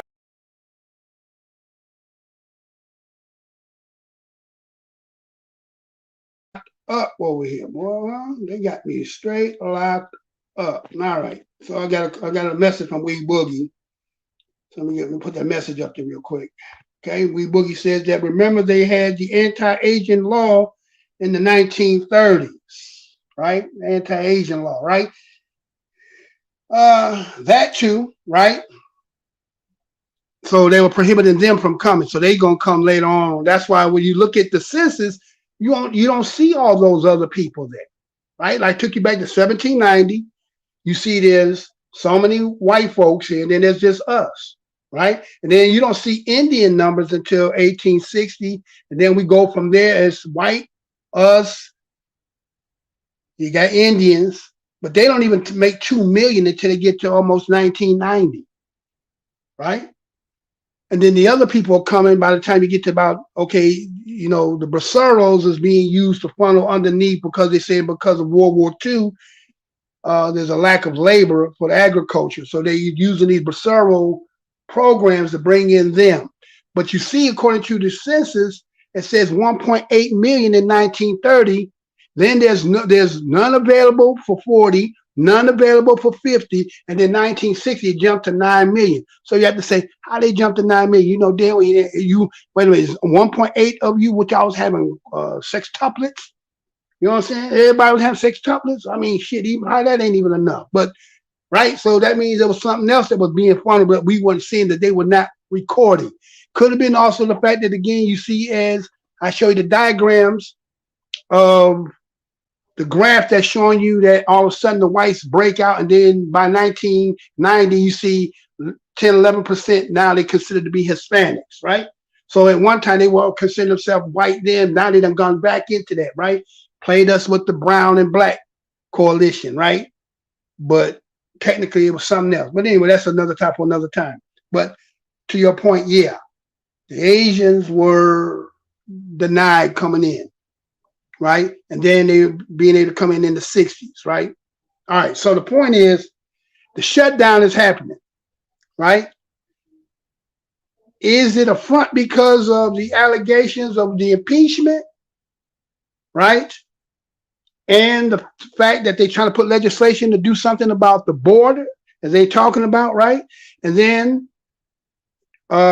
did any of y'all see that they, let me show y'all something. You remember Biden had just passed what was that, a couple of days ago? Well, that was my last show. Some of y'all might not come to see that, but remember they just passed the temporary protective status, right? They gave them that. Matter of fact, hold on, because I want y'all to see this with your own eyes. I want y'all to think I'm saying this. Let me show you who all got it. Let me see. I'm gonna load it up. Let's see. Let me show you what they said. Who got the temporary protective status? Look how long it will be. And then there's something I want to show you about that, because remember what I talked about in the beginning about there's 2 Indians here, right? There's 2 Indians. And remember I told you that there is something about stabilizing society, because there's one group that might be getting out of hand because it's putting a threat. And the threat is, well, one part is that people are talking about reparations, want to be paid. You know what I'm saying? You got another aspect of a movement growing that's saying, hey, indigenous and Tatas Niji, this is our land, right? So how do you counter that? So you got that. How do you counter that? Right? Can that be countered? All right, so let me see. First one here, let me show you what they show. Let me show you here. I think I got the right one here. Let me see. Let me sure it's the right one. Let's see if that's the right one.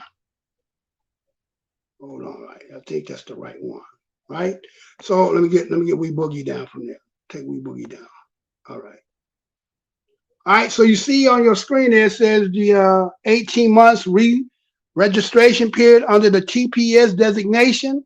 You see El Salvador now runs through March 9th of 2025. Haiti runs through August 3rd of 2024. Honduras runs through July 5th of 2025. Nepal runs through June 24th of 2025. Nicaragua runs through July 5th, 2025. Sudan now runs through April 19th, 2025. And hold on, I got one more for you. Hold on, one more part there. Hold on. So I want y'all to see this. Right? And here's the other one, right? Get those on up on the screen. Right? See, nobody in the corner. See, our people, we don't pay no attention to none of this. This just, So you got El Salvador, 18 months from September 10th, 2023 through March of 2025. They got a 60-day registration period. Now, again, some of them just got here. Think about that.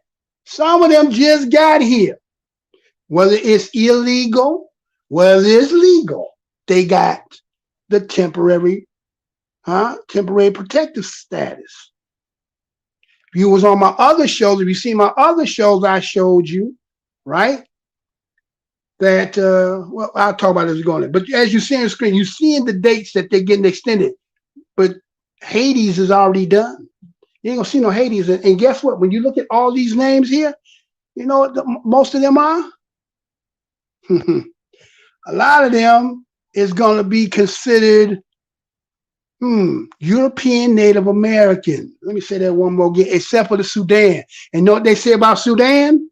Sudan is only 30% African. Let me say that one more again. They say Sudanese is only 30% African, which means they're not Africans. Did y'all know? Huh? Sudanese are not Africans. Yes, it's in Africa. They say they only 30% African. Now, you know all these Muslims, he be talking that smack to us. They're only 30% African. Are you an African if you're 30%? What's the other 70% then? Whatever that other 70% is, you more of that than you is of African. Cornet, they're not considered to be Africans. Ain't that something? Now, these other ones in here will be considered Hispanic, Latinos, right? And Chicanos, right? Now, when you say someone who is native, when you say Hispanic, you're talking about somebody who was a native of, descended from Spanish-speaking country. Let me say that one more again. When you say Hispanic, you're talking about somebody who was a native of or descended from Spanish-speaking country. Now, wait a minute. They're not talking about like lineage of blood. They talking about language. Huh? Descended of somebody Spanish from a Spanish-speaking country. Okay. Now, when they say the term Hispano or Hispana, it wasn't invented in the United States. It's a Spanish word that means belonging or related to Hispano or Hispania, which is Spain. Belonging or let's say relating to the Hispano-Americans, countries in the Americas where Spanish is spoken. Hispanic came in, used officially in the United States in the 1970s. As you've seen, as I laid out before, all of a sudden they popped out, didn't they not? During the Richard Nixon presidency, the United States government decided to adopt Hispanic to have a universal term that could serve to include all Spanish-speaking groups in the United States. Typically, a person born in or who descends from Spain is referred to as Spanish or Spaniard. Okay, keep that in mind. Okay? Hispanics are from Spain. Okay? Hispanics are from Spain.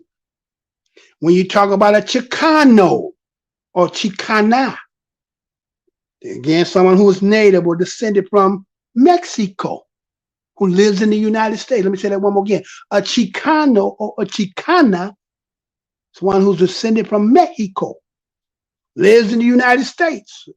A Chicano or Chicana is a chosen identity, they say. It's chosen. Some Mexican Americans in the United States. Term became widely during the Chicano movement in the 1960s. Many Mexican Americans to express a natural stance founded on pride and a shared cultural, ethnic, and community identity. Okay? Keep that in mind about that Chicano, right? Chicano was in here during the 60s. During the time what we doing, right? Keep that in mind. Keep that as a mental mark, because I'm going to show you something. Oh, I got a message. Hold on. I got a message real quick. Hold on. Got a message. Spain is black people speaking Latin or Moors by proxy. Okay. We Boogie. I'll let y'all see that one. We Boogie put up in there, right? Spain is black people speaking Latin or Moors by proxy. Okay? So they saying language, they're not talking about lineage. They never said that. And they ain't say by blood or DNA. They just saying language, right? Get what you're saying, We Boogie. I get it. Right? All right. But we need to know this. See, this needs to be common knowledge amongst us. Because think about it as black, indigenous, conscious, Moor, needy, black Americans, the umbrella term I call, we those southern, northeastern parts of South, we call down South. Now this is, again, why would we know anything when it comes to immigration? We don't know nothing about that. We may have some associations, friends, relatives, some of you may have relationships. But as to the game of it, that's something that's not in our I say sphere of consciousness. We don't use that, right? So I'm just here to give basic information or knowledge about that. For those, again, that's what we do at WeUpReport. Again, we come on normally Sundays, if not Sunday, Monday. It's what we do. If you new to this, come over here, subscribe, hit that like button, hit that matter of fact, hit that thumb mob, that button for me. Let's see if we can push this out here further, because you know they got me the most suppressed show in the black corner of YouTube. Okay.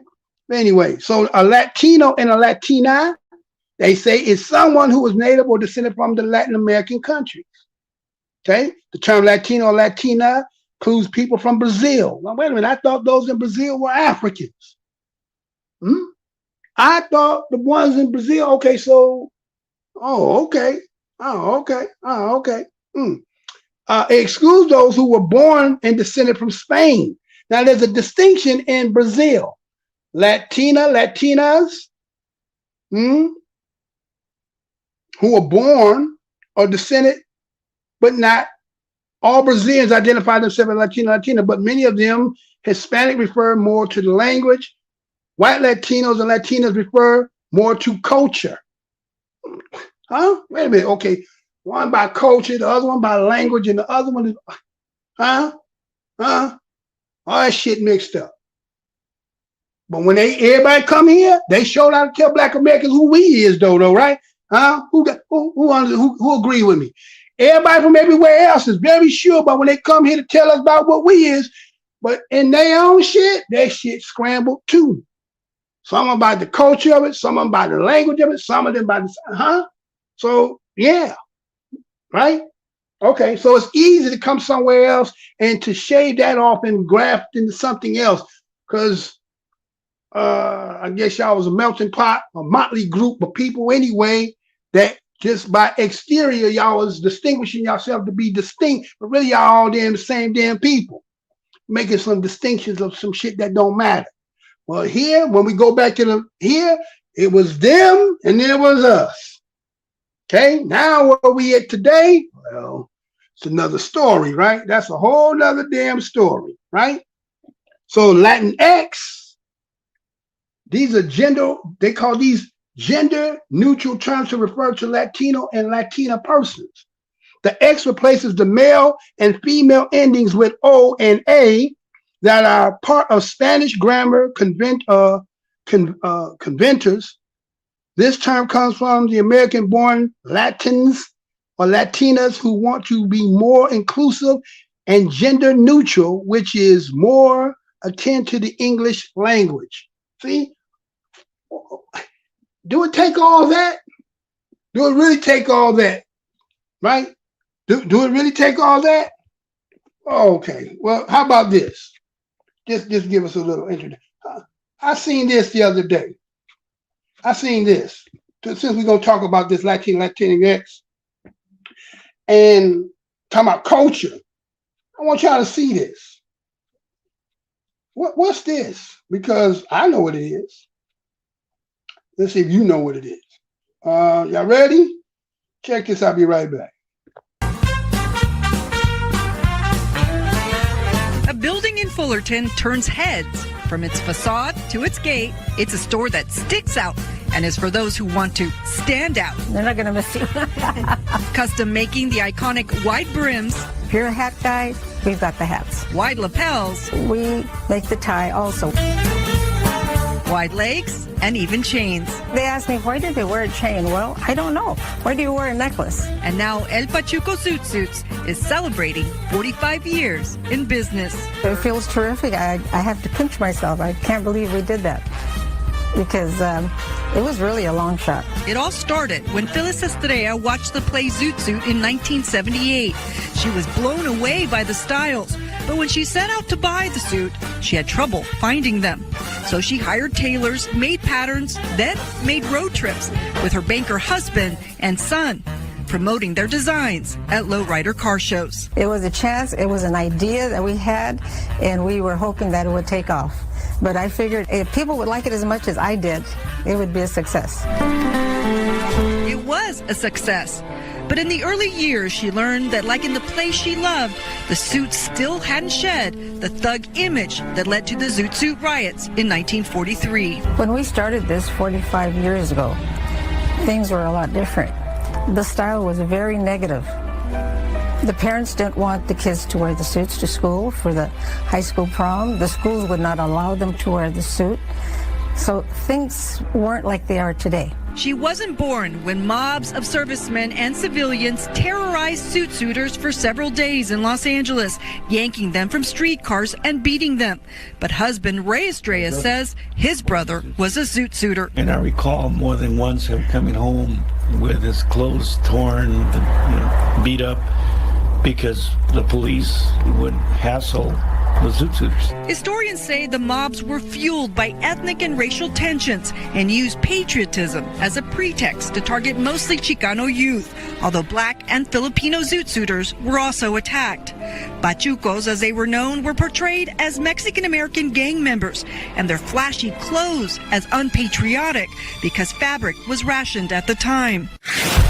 But as Estrellas would learn from one of the most decorated war heroes, even Guy Gabaldon, known as the Pied Piper of Saipan, was also caught up in the violence when he was home on leave in Boyle Heights. One night, he decided to put on his Zoot Suit, got his girlfriend, and then went downtown. That happened to be the night of the Zoot Suit riots.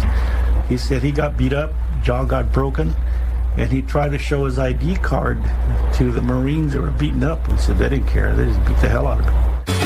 That's why Estrella named her store El Pachuco. I wanted to give El Pachuco respect. And now the clothes that were once reviled are celebrated worldwide. We have a store in Japan that carries our Zoot Suits.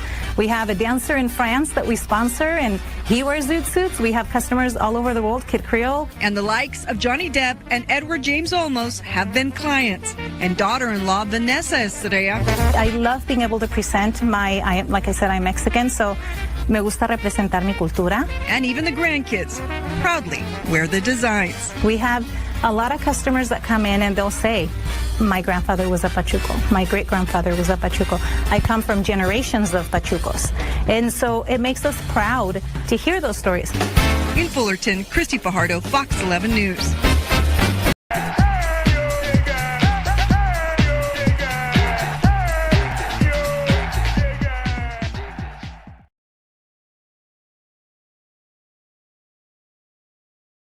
So we back, right? We back, right? I got a message right here. Let me get this message right quick. We Boogie saying, who you think they got that style from? Okay. Slow your roll, Wee Boogie. Slow your roll. You got your hand up too quick. Right? So anyway, as you seen in that story there, right? You see that, oh, hold on, no, go to this one. Hold on. Go to that one. Right?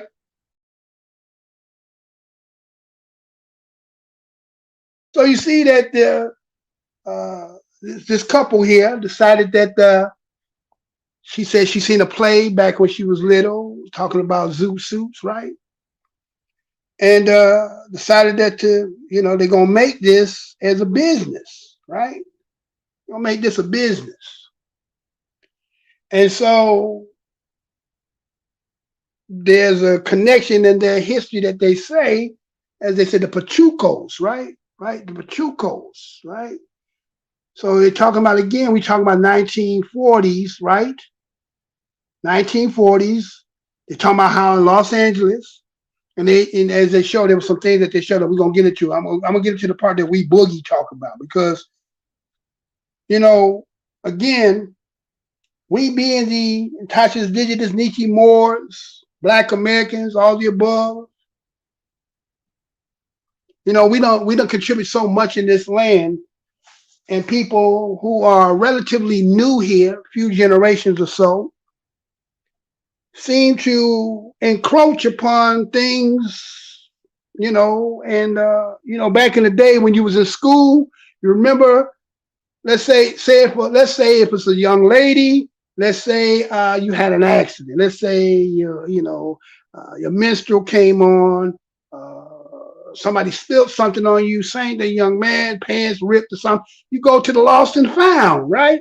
You go down to the lost and found, and you go get you something put on, or sometimes people just go home, or you go down there, you get something that been lost and put down there, and then you get it, and you can wear it for the day, and we either give it back or you take it home and never bring it back, one of the two. But that's how they kind of look at some of our culture. You know, we do things and then, you know, we go on to the next, right? On to the next. Hold on. I don't know why that's not showing. Hold on, put that back up on the screen for me there, sir. What's going on? I know we got some technical difficulty. There's something going on, but we're gonna get to it. I'll put that back on the screen. Right? Thank you. All right, so we use things, get stale and old, and we move on to the next. And so there's a lost and found of our culture that the next generation don't pick up. And other people say, well, damn, this, you know what I'm saying? Like, damn, this is a nice ass watch. These are nice ass shoes, right? This is nice, you know what I'm saying? So they pick the shit up and then they incorporate it as their own, right? And then they just kind of give you a little mention in their story, right? Right? So, you know, as you know, they said that, you know, they were doing plays and they were showing, right? Let me show you a little bit of that, right? Let me show that, right? Right? See that? Right? That was them doing a little play and whatnot, right? Look at that, hats, brims, style, right? Okay. I'm not going to say that to be admired. Okay, we Boogie say they were small in numbers in Los Angeles. The Black church and the Black community sided with them facts. Okay. Again, we not here to say them ain't wit. We're just saying about this claiming business, right? Again, mugs coming in, flooding in. There's a little conversation about hip hop. You see stuff like this. You understand? Yeah, there's something going on. Again, as you saw the beginning of my show, in the intro, you see John Leguizamo saying this wild story that seems similar to our story. And it's like, well, who is he talking about, right? But we're seeing things, and again, we're not anti against nobody, but we is going to put our flag on the moon and call it what it is. And so, yeah, she made a business, and that's the thing is, we as Black folks, Indians, Indigenous, and Indigenous Aboriginals, Aborigines, all the above, that's what we've been doing for such a period of time, to the fact that we don't have nothing really that we get to sell and own of our own. We give too much away, and people sitting in there making new cultures, supplying them to other people, because she says they over in Japan with it, huh? You took this over to Japan. Now that could be some money, that could be stuff for the perpetual of our people. But there's another twist to this, y'all. And this is the lesson. I'm going to talk about this. I'm going back to what we're talking about. But since I was talking about that Latino, I thought this was a good time to interject this in here, right? So let me show y'all something, right? So as you heard in that story, they talked about how the white cats was beating their ass down for wearing them suits. Yeah, they were beating them down. They're saying y'all was actually being anti-American for doing that. Ain't that something? They said they said their ass was not acting according to who we thought y'all and who y'all supposed to be. Now I done heard some conversation where some people say, as I told you, what is a Latino? What is a Chicana? right? Remember, I said that before we went there, right? Right? And I also told you what is a Hispanic, right? The origins and where they're supposed to be derived from. So in their own sense, they are actually some other people they're supposed to be representing. So when they came here and start to take on a culture and identity of somebody else, that upset some people, made them get attacked, made them get beat down, saying that y'all ass is crazy and what the hell y'all supposed to be, right? It's kind of like with hip hop, that those who say they from the other side of the track say they was there at the founding, but they knew there was a distinction that that culture that you emulating, that you doing is not ours. So you, in a sense, are not us. So it became a statement of rebellion when they did it, right? Because let me show you who was doing it. You know, you heard of the hip cats, the jazz cats, right? Huh? Let's go back a little bit. Right? Right? They look good there, right? I'm not saying that, right? We're not saying that people can't wear it. We can't say they wear it. But that's, you know, when we do some things, everybody else go out there and start emulating those things, correct? Right? And then we make things become more fashionable, become more of what you call culture, right? When you start seeing, right, the flamboyantness and the style we put with it, the choreography that goes with it, right? But then you leave it out there in the lost and found, and other people come, and then all of a sudden now, it's theirs. They doing it, outdoing you now. They out there, huh? They making profit off of it. They making money. They selling it worldwide. They are, saying it's theirs. Now, I'm not even gonna argue with that, but I want to show you something. So We Boogie said, okay, right? Now let's look at it like this. A lot of stuff that we use as culture, is it the stuff that we make, or is it other people who make it? Who made the zoot suit? Who's getting credited for the zoot suit? Is it us? I heard some people say that it might have been Scatman Carruthers. It could be Skillet.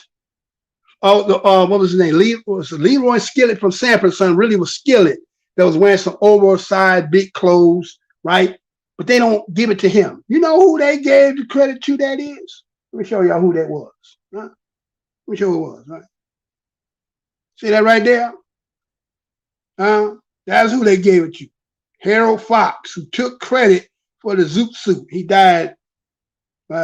He had died, right? This Harold Fox cat, right? See, I got the chain and all that. Story is his father had a clothing store in Chicago. He, as a young man, was in New York. Supposedly, he was a violinist, and that was dying out. And so now jazz is making its way. And so he wanted to try to trumpet, say he was decent, but he wasn't a great trumpeter. Got to hang around in New York. According to the story, it says that he seen somebody in New York, but I had been trying to find who that is. But they give some other names of some other people, Klein and stuff like that, but I don't see none of us. And I'm just wondering, who exactly was it that made it, right? But they giving credit to the individual that you're seeing on your screen for it. And see, that's how it always goes. We make things popular. We make things right for other people to make money, right? So we give a lot of lost and found, a lot of good stuff. It's like, I remember back in the days when you would go through a white neighborhood and go through the alleys, you would find good shit. They would throw on shit that would be brand new to us. Wash and dry, the shit, that motherfucker still worked. TV still worked. You know what I'm saying? Couching, sofa, pulling out that ain't shit. Well, ain't no piss on that, So people go back, they knew. And you know what I'm saying? What happened is comedians start talking a lot of shit about white folks, about it throwing away good shit. Next thing you know, they weren't doing it no more, right? They was throwing perfectly good shit away because they got the money to replace and get new. So you just go down that shit and get the shit and you got some new shit if you wanted it, right? Depending on what it was, right? So that's kind of how we do it. We got good shit that we be throwing away and let other people come and make all the money, and we sit here economically deprived and disenfranchised and all that other good stuff. But that's just been the story of our life. So I guess people kind of looking at the same way when it comes to this land, that this is like the lost and found land, that people coming here to claim it. People coming here to claim it. So before I get back into that, let me show y'all something here. Let me show you the story, what they say about them when they was wearing this suit. So to show you that when they was wearing this stuff, look at what they were saying about this. Let me show y'all something right quick. Hold on. Right? So let's look at this. As you see on your screen, like I said, I'll go and I'll put stuff together so that I can have it for the show, right? Yeah, I do the work. So I do the extra stuff, right? So the Pachucos are male members of the counterculture that emerged in El Paso, Texas in the late 1930s. Pachucos are associated with zoot suit fashion, jump blues, jazz, and swing music. Now again, blues, jazz, swing music. Whose is that, right? A distinct dialect known as Talo, and the self-employment or empowerment and rejecting assimilation into Anglo-American society. So they were getting ridiculed because you were not assimilating, going back to the beginning of the show, right? What I say, what's the name of this show? About, stabilizing society, right? Iron Mountain said that government ways to what? Get everybody back because everybody out of pocket. So here it is again. What killed the Indian, killed the man, assimilation. Okay. So here they were coming here, not being who they wanted them to be, assimilating to whose culture. And so the Anglo-Saxons was out there whooping them because their ass supposed to be somebody else and not them. Okay. So according to Pachucos, counterculture flourished among the Chicano boys. Remember I told you what the Chicanos were. They were the ones that ended up being in rebellious, the ones that went down with the 60 movement, right? The boys and men in the 1940s. Well, where those 1940s dudes come from? We looked at the census. We know they, right? We see they came from the braceros, right? When they were bringing them from the men only that was coming there to work into where? The agricultural. So who they end up hanging around kicking it with? As Reed Boogie say, that small bit of them got to be hanging out with some, was accepted, took up part of the culture, but Anglo-America was like, that ain't who y'all supposed to be. Y'all supposed to be something else. We got plans for y'all. And that's not it. So it spread to women who became known as Pachucas, and they were perceived as unruly, masculine, and un-American. Un-American, right? It's funny how somebody has taken that American to be them. Now, when you go to the Webster's Dictionary, who they said the original American is? But they said to be un-American. But if you knew what American is, it wouldn't be you anyway. It would be the copper color races, but they ain't tell you that part. But anyway, he said they would be un-American. And they said about how some Pachucos adopted strong attitudes of social defiance, engaging in behavior seen as deviant by white Anglo-American society. See? There was, again, so that means that those people who in hip-hop, who we try to claim that they people created hip-hop, no. That belongs in the whole category of over here. Because when you start taking on the culture of us, you are in defiant. You are anti. You are un-American. You are not Hispanic, Latino. You are really Negro. Yeah, right? So they said some Pachucos adopted strong attitudes of social defiance, engaging in behavior seen as deviant by white Anglo-American society, such as marijuana smoking, gang activity, and turbulent nightlife. Huh? Look like Negroes to me.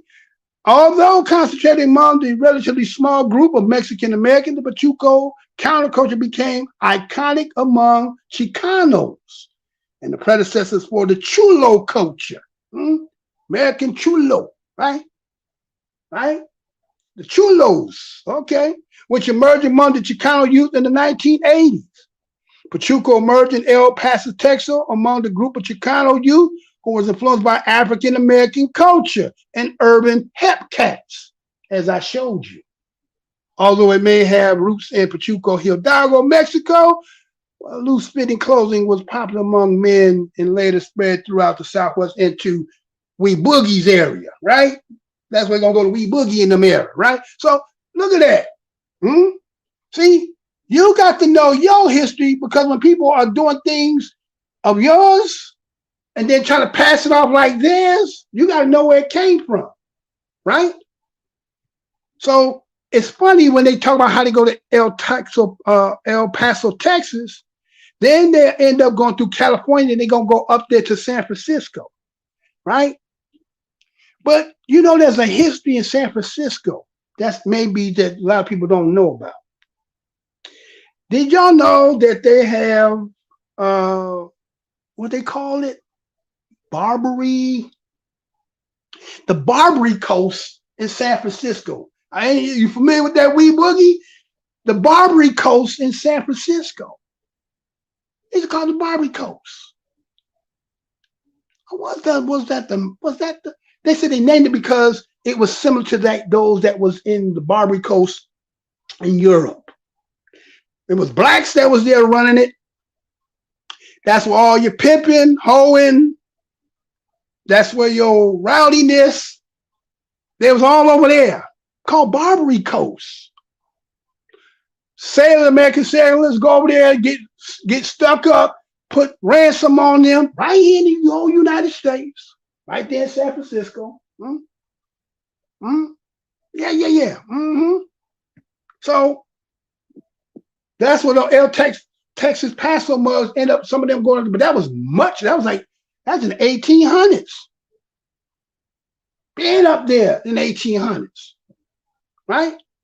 But the point I'm making here is we have to be more purveyors and protectors of our own shit. Now, this is shit we be throwing away, but again, somebody coming for the grand prize. What's the grand prize, yo? It's our shit. It's our shit, right? So now, have y'all been noticing there's been like this campaign looking like it's trying to reach out to get you to come be into the politics, right? Did y'all see Clyburn bring his ass out and say some shit? Y'all didn't hear it? Here you go. Be right back. President's 2024 campaign, Democratic Congressman Jim Clyburn of South Carolina. He is, of course, also assistant Democratic leader in the House. Congressman Clyburn, welcome back to Meet the Press. Thank you very much for having me back. Let's delve into some of these numbers. Our poll shows that President Biden is in a dead heat with former President Trump, who has been indicted 4 times. Why is that? Well, I think the American people are focused more on style than substance, and that is the way it is in politics.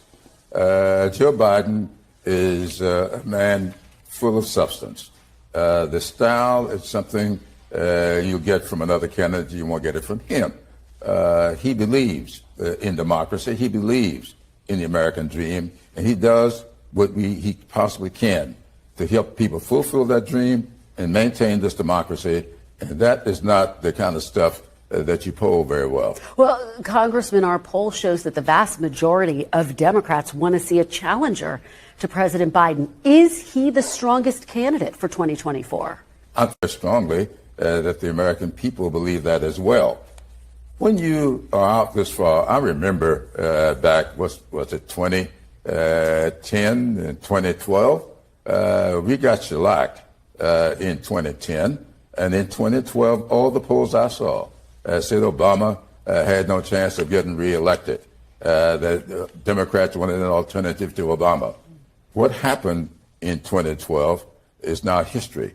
He won very comfortably. And I think the same thing will happen here. Well, as you know, in a close election, every single vote counts. And Absolutely. as we laid out, his support among some of his core groups, African Americans, Latinos, young voters, has dropped. How do you make sure they don't stay at home, Congressman? They will not stay at home. We understand what's at stake here. The problem with me is I spend too much time studying history, and I see what's going on here. I know where the playbook came from that resulted in January 6th. It came from the 1876 elections, almost exactly. Named the places, at the same states, alternative electors. They had a scheme put together with a playbook that came out of that election. Now that people are beginning to focus on that, and let me say something else. I was in that hall last night. I've been around here all week with African Americans coming in from all over the country. If you think that he's lost 17% of support among African Americans, you just got another thing coming. He is not in any trouble with African Americans in this country. I guarantee you that. All right. Well, let's turn to Vice President Harris. Do you see her as the future of the Democratic Party? I see her as a part of that future. Absolutely. Is she the future, though? Is she the future of the Democratic Party? Oh, she could very well be. I think she is running a very good campaign. Her speech last night was great, and I look to her as a successor to this president. But I also know the history of that as well. It's not a given. You don't automatically move up. She'll have to compete going forward with whoever may have dreams and aspirations, and I think she will acquit herself well. Well, I know that you are saying you don't look at the polls too much, but our poll does show her favorability is actually lower than President Biden and even than former President Trump. Why do you think she's not resonating more with voters? What do you think the issue is? Because when you compare the first woman of color and first woman to be vice president of the United States, and compare that to all of the history before, you will get that. I think that during this campaign, she will demonstrate, as she did in that hall last night, that she knows exactly what she's doing. She has the capacity and the capability to be president of the United States if called upon to do so.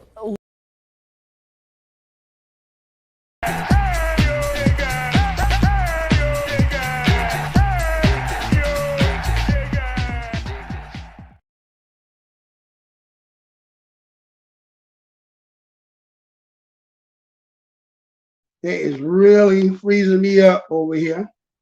So you got to be a little patient with me on this. I got you, Wee Boogie. I got your message here. Hold on 1 second, sir. All right, Wee Boogie said, before I get to that, Wee Boogie said that interesting, never heard them refer to Frisco as Barbary Coast. Like to read that. Yeah. What you're going to find out before, okay, you got to remember that when you talk about the 13 colonies in the West, remember how they said they were going to expand in the West part of the country. You know, Russia is from Alaska all the way down to basically, I guess you could say San Francisco, right? Russia is back there.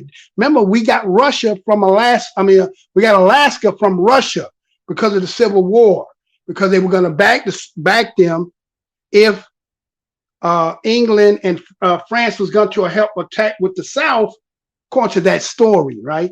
Russia was going to be in the background helping the United States. So anytime you hear this Russia, United States, if you know history, again, remember I talked about Iron Mountain and about how, you know, again, society got to using war, but anyway, using war, right? But anyway, what you're going to find out is that area of San Francisco, when they talk about the gold rush and all that, yeah, the Barbary Coast is up in there, setting up shop with the brothel. Matt said that was the Wild Wild West.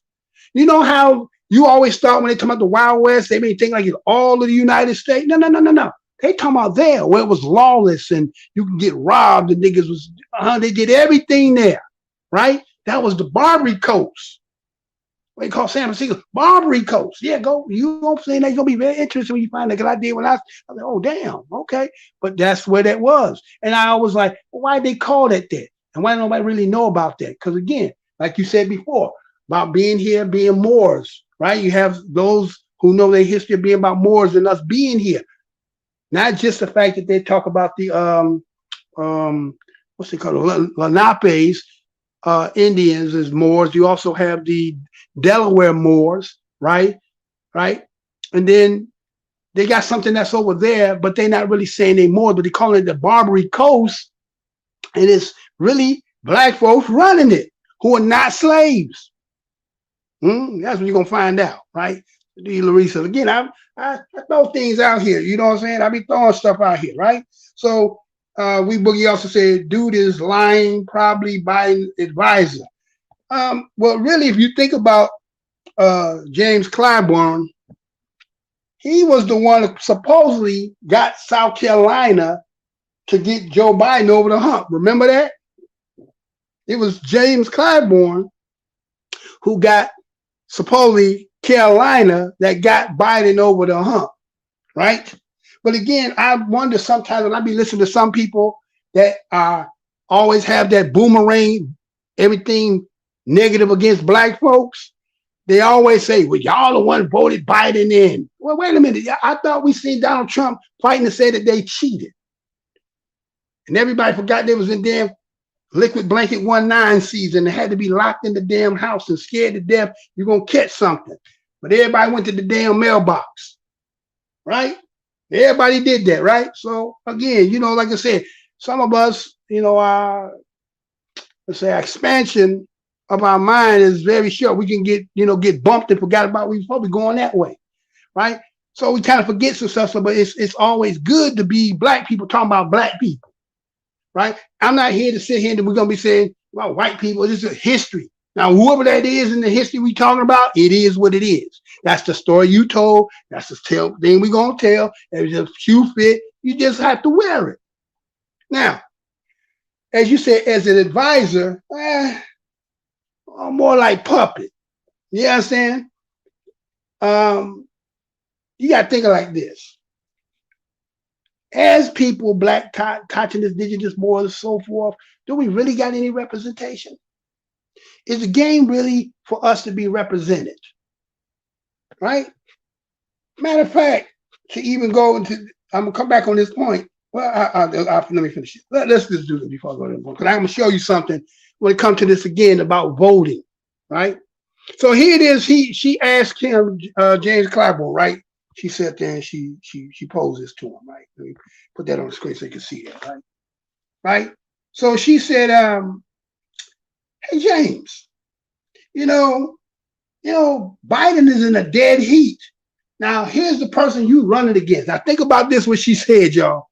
The dude you running against, he's been indicted 4 times, right? He's been indicted 4 times. And you still in the dead heat with him? Then how bad is you? Think about it. Wait a minute. So let's say, all right, let's say, hypothetically speaking,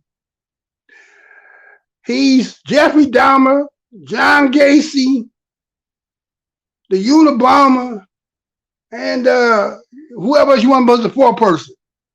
This the cat you running against, and everybody know that shit, and your ass can't still beat him, and you know what I'm saying? You run the dead heat with him. Now, wait a minute, how bad is you? If he got all that, and you still isn't even with him, wait a minute. So I guess they is trying to make sure this other cat can't run, right? Because he's a sure win against you, right? He's a sure way to win against you because you so tainted in a way, and he's tainted. But even with all his taintness, you can't beat him, and you ain't even going through. So if you just get one of those charges, which is look like they're going to use that impeachment process, right? Right. So with that being said, okay. So your candidate that you're supporting here, you're out here to rile the troops up. Come on, go out there and get your guys to support you. Come on, James, give us one more. We need again. So they sent him out there, right? If y'all been noticing all week, y'all been seeing a lot of black pundits out there. It's kind of like quota time with the police. It's ticket time. They're pulling everybody over, right?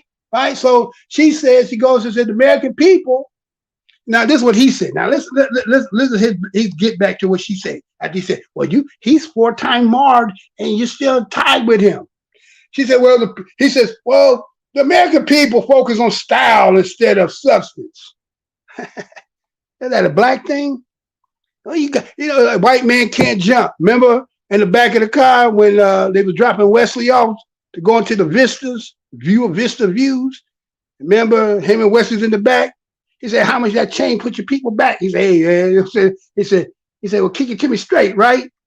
So they was back there talking that shit, right? He said, your people, you see, he said, you know what your problem is? You want to look good, then win. See, the white man want to win first, then look good. But you want to look good and still lose.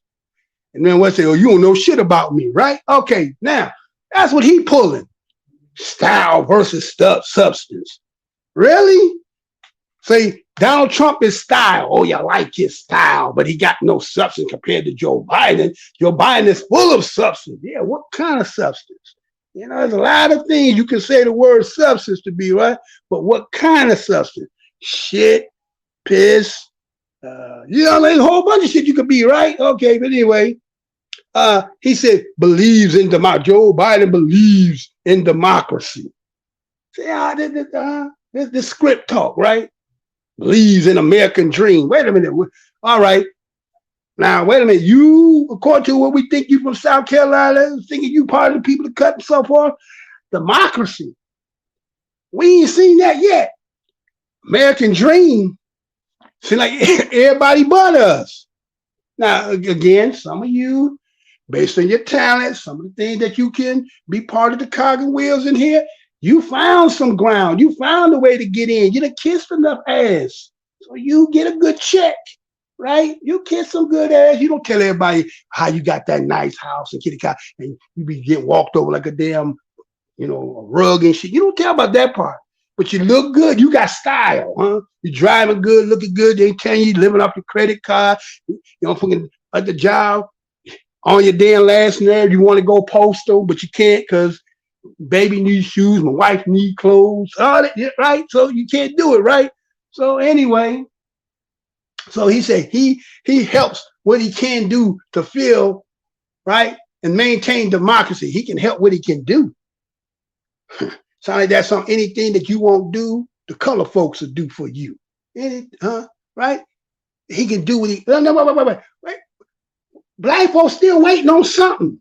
But here he is again, coming back, asking again.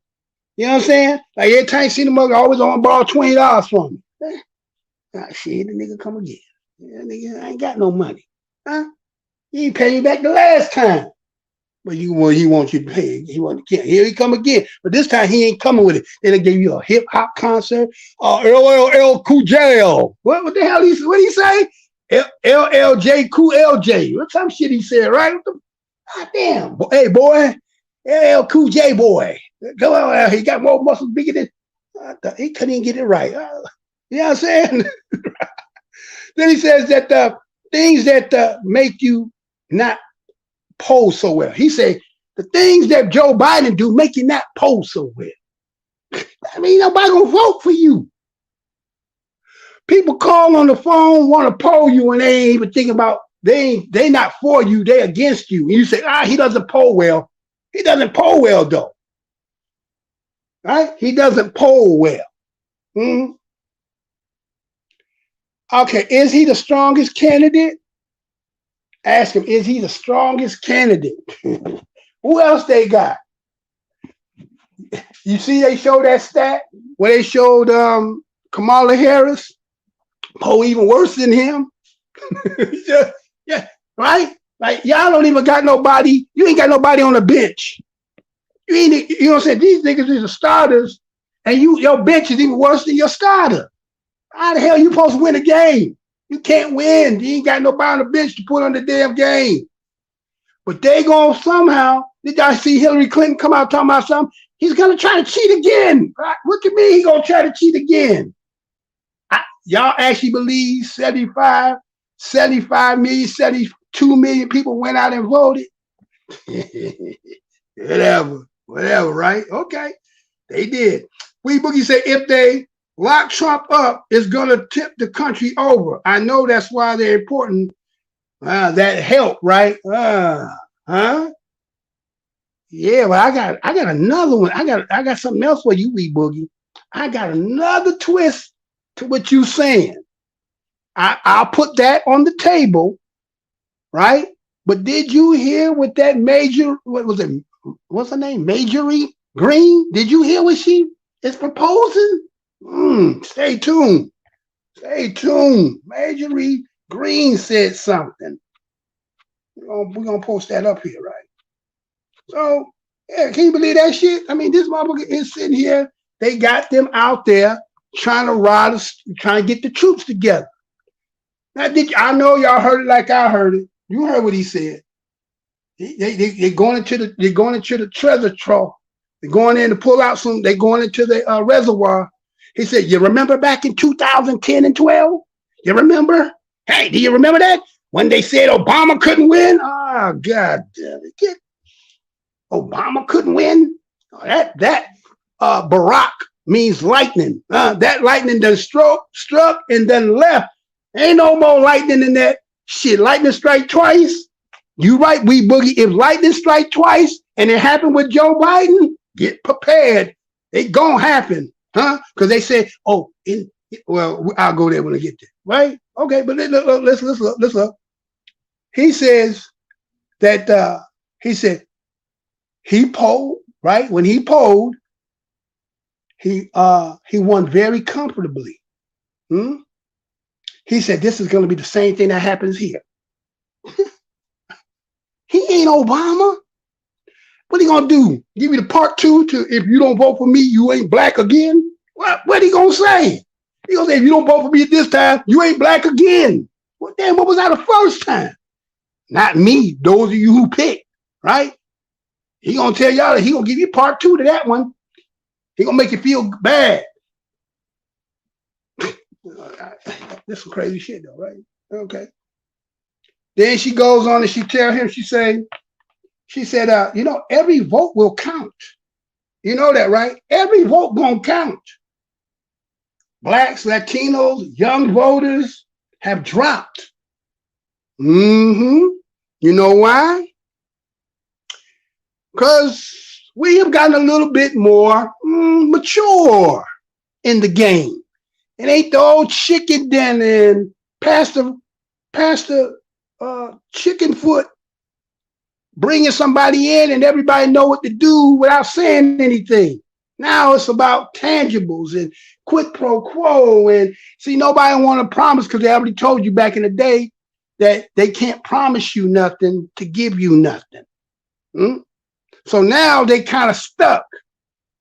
They in a bad position. And they want you to go out there and do what everybody who think they Republicans, though you got people who are colored, right? Who say they Republicans and keep blaming keep doing this because y'all keep voting for them. I'm gonna ask you, I'm gonna say it one more again. Do you pick the president? Do you pick the president? You don't pick, you forgot that shit in the goddamn Constitution test when you took that shit in 8th grade? President and vice president is not picked by the population. It is picked by who? Electoral College. That's why Hillary went crazy. It wasn't the fact that she won the popular vote. That's what she did that with Obama, remember? That's how she ended up getting Secretary of State, because she said, I beat him with the popular vote, but you don't get picked by the popular vote. The Electoral College did that too. So that's probably what ended up happening, mum's the word, with Trump and Biden. Electoral College probably picked Biden. Because remember last show I showed y'all, a lot of people didn't know that Hillary Clinton became electoral voter for New York. So what you think she was doing inside? That's why Donald didn't win. And the people saying, we know damn well we picked them, but it ain't about them. It's about the mother cats that vote after you. So you can vote in November, they to vote in December. That's what the real vote is, right? I know, but everybody forgot about that part. So it's futile. You just a process to make you psychologically believe your ass is a participant in the game, right? And he come to find out everybody who just came here last week, yesterday, it can come in and vote in the same elections in your state, city, and change the dynamic politically, and they just got here. Oh, shit. Did he say that? Dude is a huckster, creepy prospect for so-called socialism. I mean, democracy. That is Wee Boogie over there, right? That's Wee Boogie over there saying that, right? All right. So you get it, right? All right. Just in case some of y'all, you might like what's over here. You may not like say, hey, man, this dude full of shit over here. But you can hit that subscribe, like, and share button over there. You know what I'm saying? We would deeply appreciate that. Help to push this out for me. And if you should happen to feel there's any need to even contribute, that you could do that as well. We would definitely appreciate that because, we do appreciate it. We are the most hated show in the Black corner of YouTube. No, it is what it is, right? But anyway, let's get back to it, right? So, all right, so here it is. They bring these cats out, saying, you heard what he said. And then he says this, right? He says they understand what the stake is here. They will not stay at home. And he guaranteed that. What? What do you mean they not going to, huh? See, now they got to start painting this picture, right? They got to paint it. You saying black folks ain't polling well, ain't finna try to do it. Latinos doing the same thing, and young folks. How can you win? How can you win? Impossible. But, he got to go out there and get an old rally speech. So that's what he said. I guarantee it. This ain't no cooking show with, what that dude from Louisiana? That little chef, what was his name? Guarantee. But anyway, that cat, right? I don't know. I forgot his name. But anyway, so he goes and he says, now this is the part that tripped me out about what he said. He said, that trick they pulled in January 6th. I read a lot of history. And I know where they got that from. And this is what he's talking about, y'all. He's talking about this. This is what he's talking about. Take that down for me, right? That's what he's talking about. He's talking about in 1876. He's talking about when it was these two. Hold on, let me take that down for y'all. Let me take that down. All right. He's talking about these two, Rutherford B. Hayes and Samuel J. Tilden, when they ran in 1876. And people said it was a fraud, right? Because one won by popular vote, and the other one won electoral, and the one that they thought supposed to have won by popular vote.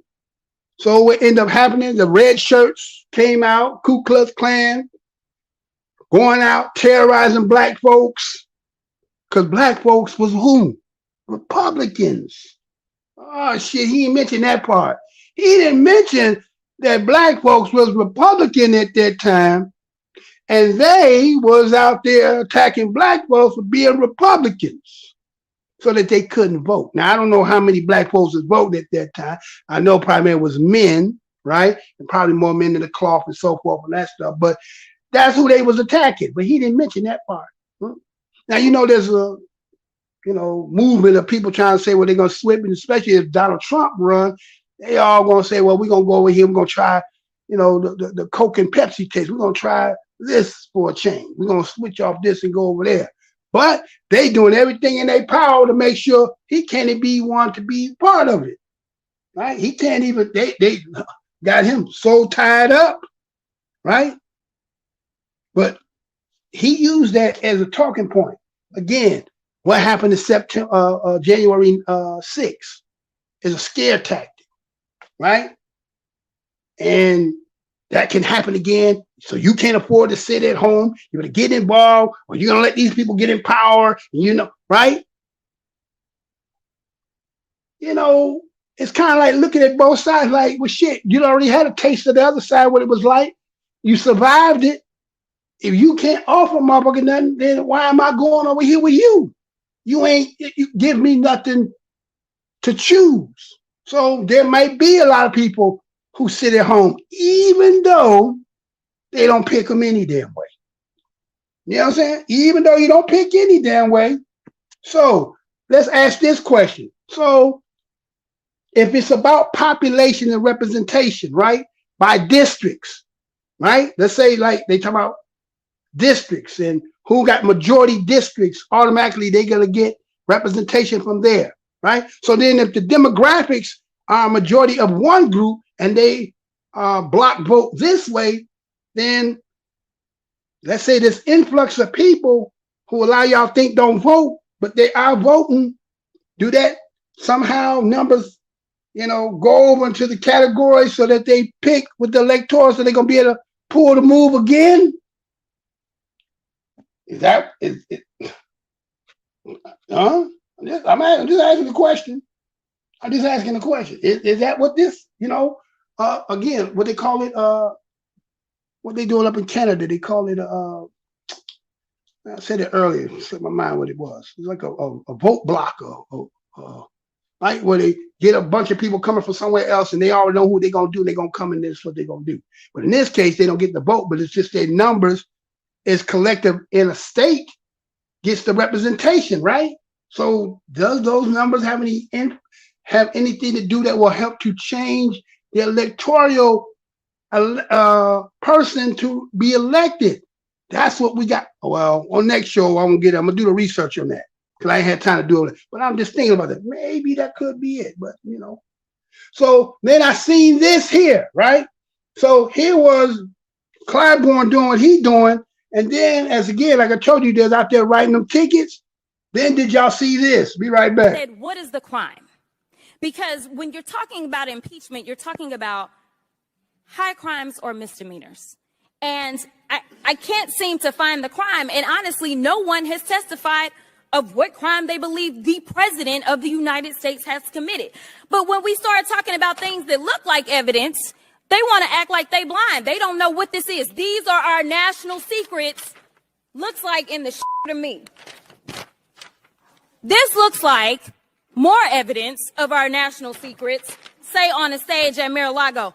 When we're talking about somebody that's committed high crimes, it's at least indictments. Let's say 32 counts related to unauthorized retention of national security secrets, 7 counts related to obstructing the investigation, 3 false statements, 1 count of conspiracy to defraud the United States, falsifying business records, conspiracy to defraud the United States, 2 counts related to efforts to obstruct the vote certification proceedings, 1 count of conspiracy to violate civil rights, 23 counts related to forgery or false document statements, 8 counts related to soliciting, and I could go on because he's got 91 counts pending right now. But I will tell you what the president has been guilty of. He has unfortunately been guilty of loving his child unconditionally, and that is the only evidence that they have brought forward. And honestly, I hope and pray that my parents love me half as much as he loves his child. Until they find some evidence, we need to get back to the people's work, which means keeping this government open so that people don't go hungry in the streets of the United States. And I will yield. Said, what is the crime? Because when you're talking about impeachment, you're talking about high crimes or misdemeanors. And I can't seem to find the crime. And honestly, no one has testified of what crime they believe the president of the United States has committed. But when we start talking about things that look like evidence, they want to act like they blind. They don't know what this is. These are our national secrets. Looks like in the shit to me.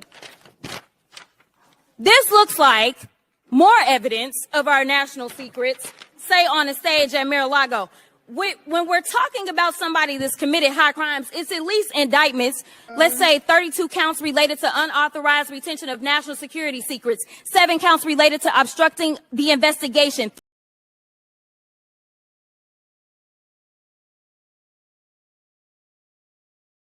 Hold on. Well, I tell you, huh? Did y'all see that? Did you see me get knocked all out, man? I mean, I got knocked all the way out. Like, what was that? So somebody tell me, did y'all get to see the end of that, or should I need to play that again? Did y'all get all of that? Did you get the whole of that? Because I got knocked out, and I don't know. When I came back in, it looked like it was going to replay it again. So somebody would like to tell me, did you see it all? Did it replay? What happened? Somebody in here can let me know. I appreciate that. So we see Jasmine Crockett, you know, the things she said there, she rah-rahed. And did y'all hear her say that she hoped that her parents love her as half as much as Joe Biden? I mean, huh? Is that the thick Heinz ketchup coming out the bottle? That's thick than a mug, ain't it, boy, huh? That's thick. Oh, Heinz commercials. Heinz is the patient. You know, it's making me, that shit thick, boy. She laying it on thick. Now, see, that's the thing about, like I said earlier, some of y'all got them good jobs and pensions and all that stuff. And when they say go out there and get one for the team, that's what you gonna do. That's what you paid to do. You live in that nice house, drive that nice car, paying for them kids to go to that college so they can be just like you. Yeah. You sometimes got to go out there and say something because you got to ask yourself, as a black person, I understand that you're saying justice and saying that the other candidate has been a person who's seemed to be the way y'all painting it in 91 counts. I mean, damn, you talking about a mother pulling you over and giving you, let's say this, you get a ticket for air freshener, an open bottle in the back, your tail light is dim, your tire is low.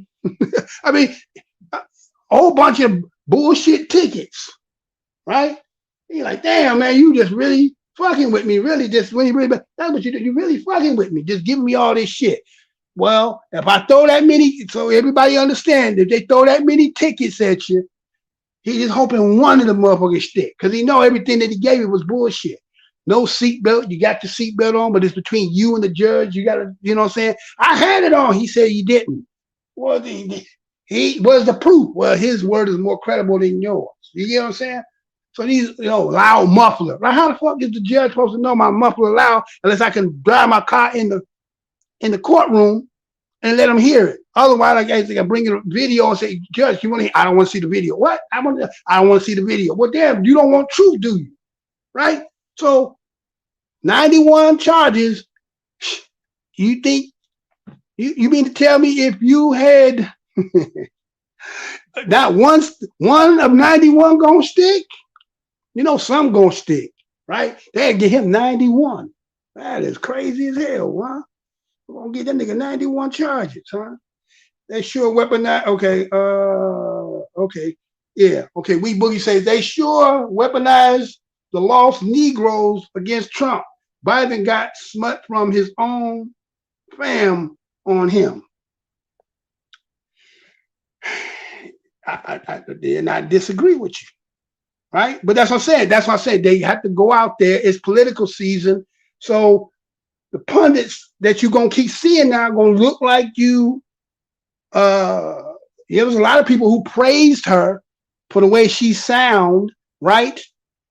But what about putting his damn feet to the fire to get them to do something? But, you just getting there, so you can't really do that. You a freshman, right? You're getting the pennies thrown at you, right? You're getting pushed in the locker, right? Then they're drowning you in the swimming pool, letting you go with the upperclassmen, playing.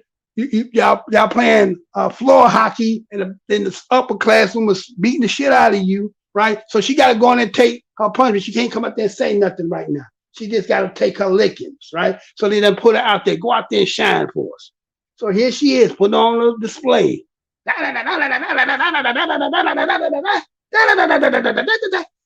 And everybody who's sitting here that voted for him was like, we still waiting on him to get us something.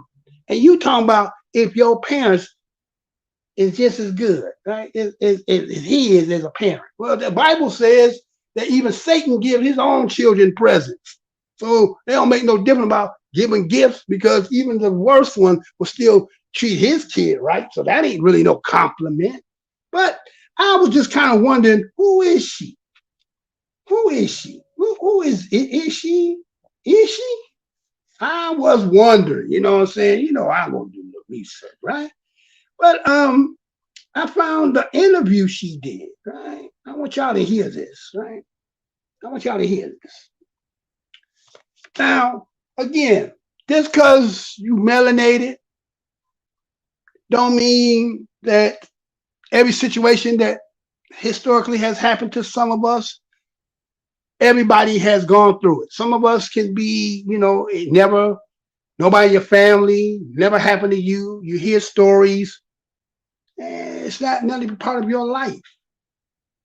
But you would think that a person, and the way she's speaking and so forth, or when she riding about, you might think she did. But it was an interview she did. I want you to listen to her words, and we'll be right back. Listen to this, be right back. Was there something or someone in your early years, maybe as a child, that triggered that interest in civil rights? Honestly, no. So my parents weren't the marching type of folk at all. It was my real lived experiences, some of the scary things that I've seen and some of the conversations that I've had to have with some mothers that really made me say, I need to do this. The very first time that I even, I guess, thought about it was I was in college. I attended college in Memphis, Tennessee at Rhodes College, the same school that one of our justices attended. And I was the victim of a series of hate crimes. And so it was the first time in my life that I had ever experienced racism. So I definitely understand those that think that racism doesn't exist, because if it's not a part of your reality, it's easy to say that it doesn't exist. And so here it was. I had gone to a number of schools where I was in a significant minority. I never really felt that way. I just had my friends. We weren't, you know, caught up on color, so to speak. And when I got to college in Memphis, of all places, I never really thought about racism there either. And there was some idiot we never figured out, or a series of idiots, not sure, never figured out who the culprits were, but they started keying our vehicles with the N-word. They put together what looked like Jack the Ripper letters and put them into our on-campus mailboxes. And there was a lawyer from the Cochran firm that was brought in by the school to investigate. And it was the first time that I said, man, you know, who helps people when they feel this way? And while we never got to the bottom of who did what, it was the comfort level that I got to see her and to know that she was there to be my champion. And I think that definitely initially piqued my interest. But by the time I got to law school and they told me I could actually make money, I thought, oh, great, you know, I forgot. But through a series of experiences and growing and maturing, I did some soul searching and said, why did you ever want to be a lawyer? And it took me back to that moment of how I felt, to be so vulnerable and helpless, and to be discriminated against simply because of the way that I was born, that made me say, I need to get back to my roots of why I ever wanted to get into this work. And it sounds like that's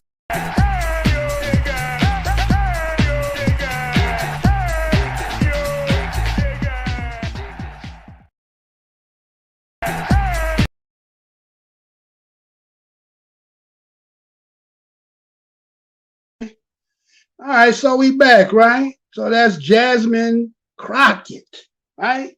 That was her doing an interview on C-SPAN that I happened to come across, and her introduction. Now, again, that doesn't mean because somebody who represents, supposed to be for, you know, melanated black people, right, that they vote for, that everybody has experienced some of the ills of history. And if they don't, are they good fighters? Can you be a good fighter without having any experience? Or if you do have experience and you only got one in your life, does it help you to be under certain situations? Can you really go all out? Or is that the criteria that they really kind of recruit? So let's look at some of the things she said, right? Now, she comes out of St. Louis, okay? She's born in St. Louis, right? So the interviewer asked her, well, was there someone or something in your early years as a child?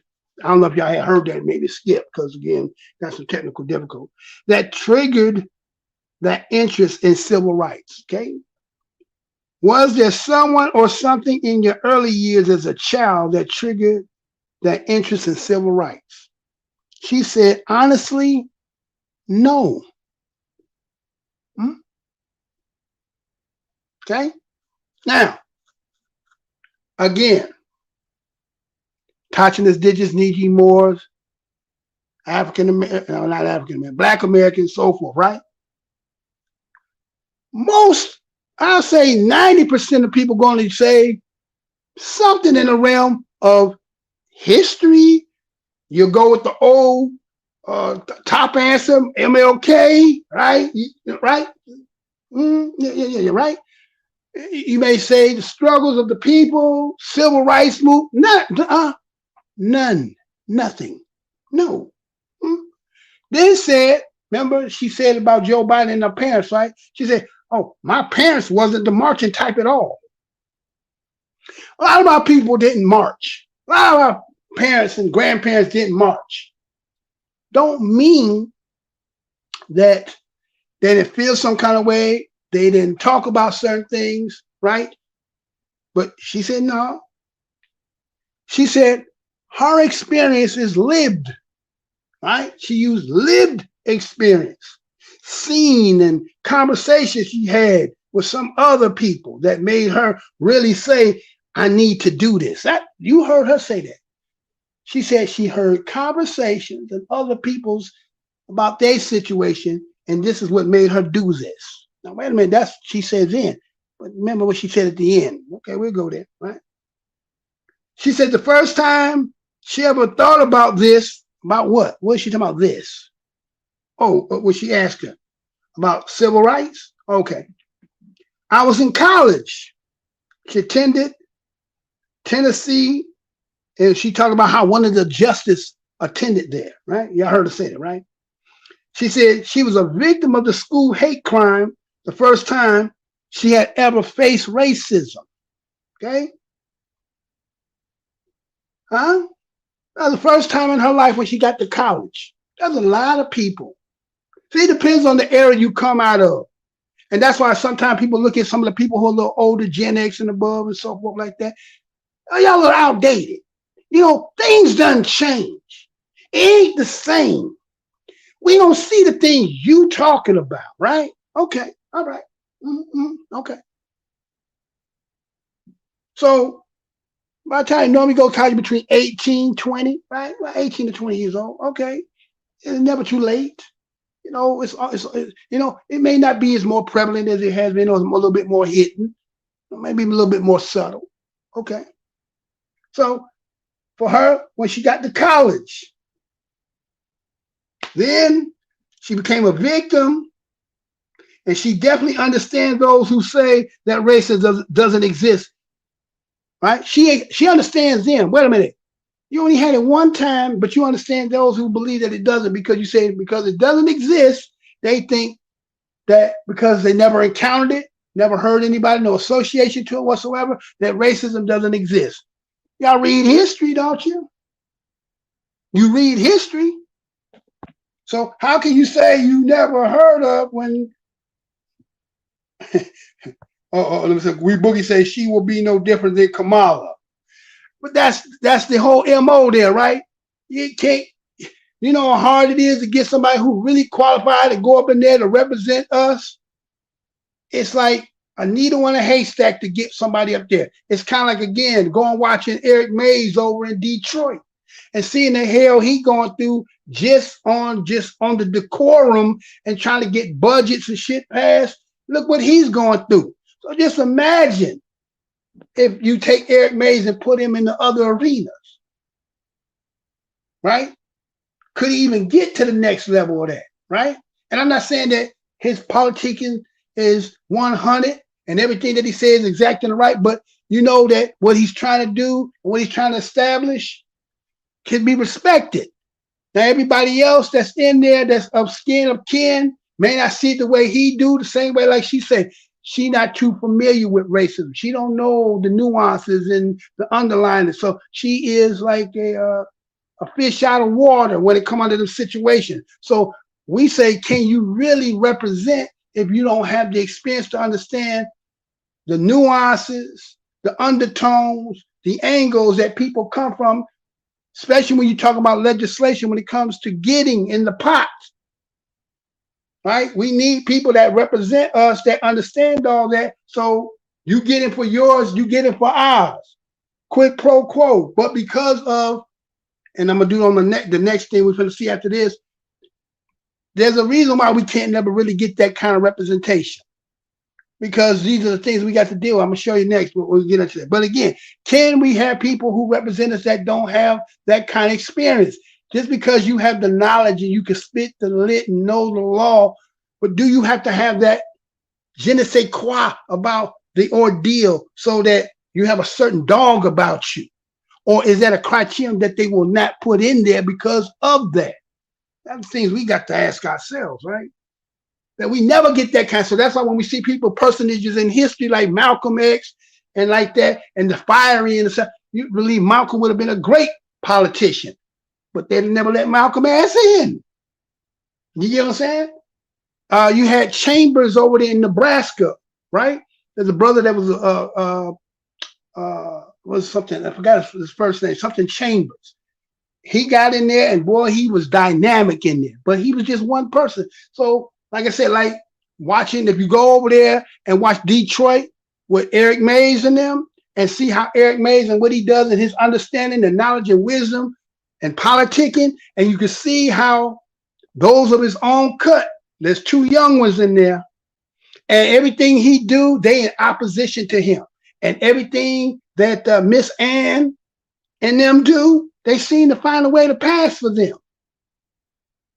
And they don't understand that the elder is seeing things that you can't see and discern. And so because of the way he does it, y'all in opposition. And it's kind of like I've seen in the corner. Let me take this PSA for a second. That's what I'm seeing in the corner. There's this thing about people who are a little bit older than others, and they think that, well, your ass is out the way, and that everything, if you ain't showing something to be built, that somehow your ass is not qualified, and that you write the script as to what is and what's not. Wait a minute, hold on. Everybody not gonna do the same ass shit. Some people here to build, some people here to be teachers, some people here to be media, some people to be assistants, some to be economics. There's so many different very facets in this as a collective, and trying to make it one pathway, one road. Y'all crazy. You crazy. But somebody trying to write a script and say what the only way one way can be. It's all the above. Because it's all going in the same damn direction that we all trying to go. Matter of fact, the proverb that was in the Bible, and I'm just using this as an example, I tell nobody to believe in the Bible, but you remember they were saying that Jesus was sitting there by the temple, had the disciples with him. They was observing, seeing people giving tithe. One man came, dressed all in darn, gave big wad of money. Next one came, he was decent, and threw his in. And then a little old woman came, gave 2 pence. Jesus said, well, which one gave the most? Which one gave the most? Who gave all? The old woman that the 2 cents that she had. She gave everything she had, all that she got. And motherfuckers want to sit there and tell somebody when they give them with all they can contribute that it ain't worth shit. That's the kind of people we be having around here. Your shit, your contribution ain't worth shit. You're just talking. We building. What kind of shit is that? Huh? When you grow up to be who you become, do you remember the person when your ass was in nursery school? Do you go back and thank them for help developing you, just watching your ass just playing with blocks? Now, do you remember when you was in kindergarten, right? All those are developing stages. You don't come from your mama's womb to college. There's a developing aspect to this shit. And a lot of y'all act like y'all don't understand that. See, there's a lot of people who talking and don't forget. You got to crawl before you walk, before you run. So everybody out here, y'all going at each other damn throat, and it's like we all going in the same direction. Stop the bullshit. Y'all can't do that. Too much pride. Too much I'm better than. You're an open hand. Get the motherfucker together and make a damn fist. Whatever somebody can contribute. Now, again, people who doing fuck shit and all that, yes, you should be ostracized. Yes, your ass should be ridiculed. Yes, you should be nobody should be fucking with you. But whatever the 2 cents piss somebody can contribute, why belittle it? Why try to make like your shit grander? Because in the end, if there's a such thing as somebody need to be weighed in the balance, all that shit y'all talking about, nobody see all the shit behind the closed door. What you portray and what you show is one thing, but what you really gave out your heart gonna be another thing. See, one showy display of one means don't mean that you giving more because you showed, look, and the one that gave the 2 pence might gave more than you just because it didn't look that way. But that ain't how y'all looking at it. So, you know, people get caught up in all that shit and you see it in this corner. So I've been in the game over here for so long. It's like a season. It happened every year around this damn time. The dissension come with the back and forth going at each other every year around this time. And I'm like, God damn, man. And it's grown folks at that. What kind of motherfucking example is y'all giving? Cut the bullshit out, man. Motherfucker don't fuck with them. Motherfucker don't fuck with them. But then to bash everybody else because of one person and then they say throwing a baby with the bathwater. And one person fucking up, cut the dick off, move on. Ever had been outside with a kid and motherfucking kid drop his shit, ain't nothing else? Pick shit up, cut that, throw that part out, give it to him. The part that's good, still good, eat that. Let's come on. We ain't got shit, he gonna cry if we ain't got shit up to give him. Yes? Pick shit up, take the dirt off, get the good side. Come on. Yes. But no, I can't do that. Because we all caught up in who want to be the best. I'm the biggest YouTuber. I got the most stuff. Nigga, I'm at the bottom. I've been yelling down at the ground floor. You niggas on the 100th floor can't hear me. But I'm the old lady with the 2 pence. I'm giving all I can give, even though I can't be heard. And some of y'all come over here, some of y'all appreciate it. There's others who could get way more, doing way more. I wish I could. But I know it would be it's too much. Sister, no, you can't do that. And here y'all got that. Anyway, yeah, I know some people are like, what the hell? I want to hear all that shit. Yeah, that's the problem. Everybody, there's no constructive criticism and ain't no real guidance. It's just a whole bunch of people who trying to monopolize and control some shit under some way they looking at shit, and that ain't the way it go. Because none of y'all run YouTube. People gonna do YouTube the way YouTube set the parameter, and when you break their rules, they do something. Other than that, you don't get to tell nobody how they gonna do it. You can tell the people who you with, don't fuck with them, but that's all you can do. So why waste so much damn time on that shit? Anyway, but back onto her, right? So here it is. Can somebody like her run? Yeah, you can run. You know what I'm saying? You don't have the experiences. And if you're not girded up, put on the armor, battle for fight, then you're going to have a chink in your armor, which means that you got a weak spot. And in that weak spot, that's where they're going to attack your ass at. See, right now, they already test you. Go out there and rah-rah for him. We need you to go out there and give that old Negro spirit song. And my thing is, I'm not even sure who she is. Because her name is Jasmine Crockett, right? Now, let me say this. Again, I'm not against her. But I got questions. I just got questions. What is her real name? I know she got married, so that means that's her husband's name. But they will not tell me her original last name. So I figure if a mother don't want to tell me their last name, then you don't want me to know your background as into ethnicity and people. So if you're willing to do that, and then I don't believe we as Black and indigenous Niji Moore will ever say, this mug is better than my parents, love me better than my parents. I wish my parents could love me half as much as he loved his. I don't know, none that I know gonna say nothing like that. But if that's what you gotta say to sell it, you sold it to who was buying. But anyway, so let me move on, right? So again, I'm not here to live, but I'm just saying, she talked about how, she said Cochran and them came to the university, but this is the last part I'm gonna do with her, because it didn't make no damn sense. And I don't know if y'all was following, listening or not, but did you hear her say that the Cochran firm was brought in to investigate about that situation that happened to her? She said, well, I said, who is there to help us in this situation?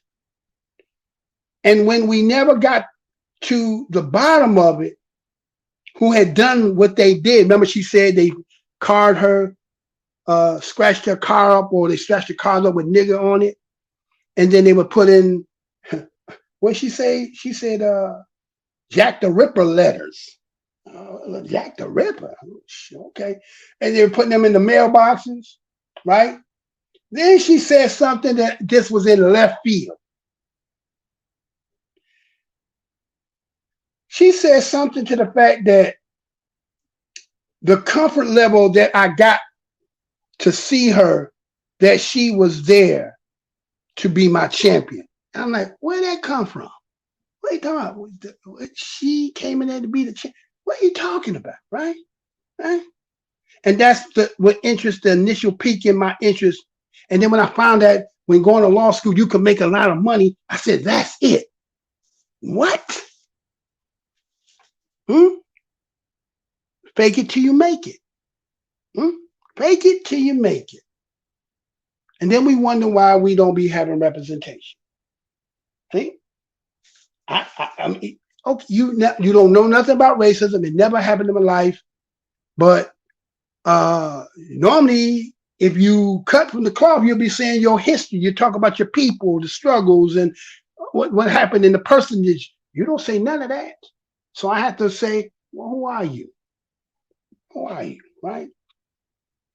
So now, then they did this. We're going to move on because I'm already 3 hours. I should have been out of here. But then they said, did y'all see that in Alabama? Listen what they said in Alabama real quick. This is short. Breaking news from the Supreme Court this morning. The court rejecting a second attempt from Alabama Republicans to use a new congressional map that includes just one majority Black district. The court ruled 3 months ago that the map violated the Voting Rights Act. An effort to redraw a new map is still making its way through the lower courts. Let's bring in NBC News Supreme Court reporter Lawrence Hurley. Now, Lawrence, the court ruled on this a few months ago. They've now blocked it a second time. So explain that. And what did the court say? What could this mean for the 2024 elections? Yeah, I mean, this was a very long-shot effort by Republicans in Alabama.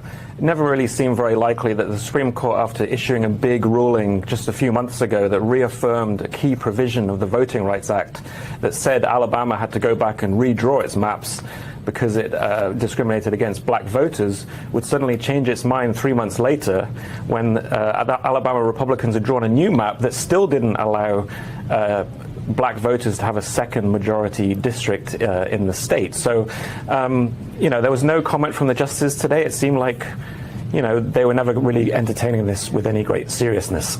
In terms of the election, of course, this, with Black voters more likely to vote Democratic, this gives Democrats a chance to pick up a seat in Alabama because it will now have 2 majority Black districts out of 7 instead of 1. So with the House obviously being very closely contested right now, this decision could have real ramifications.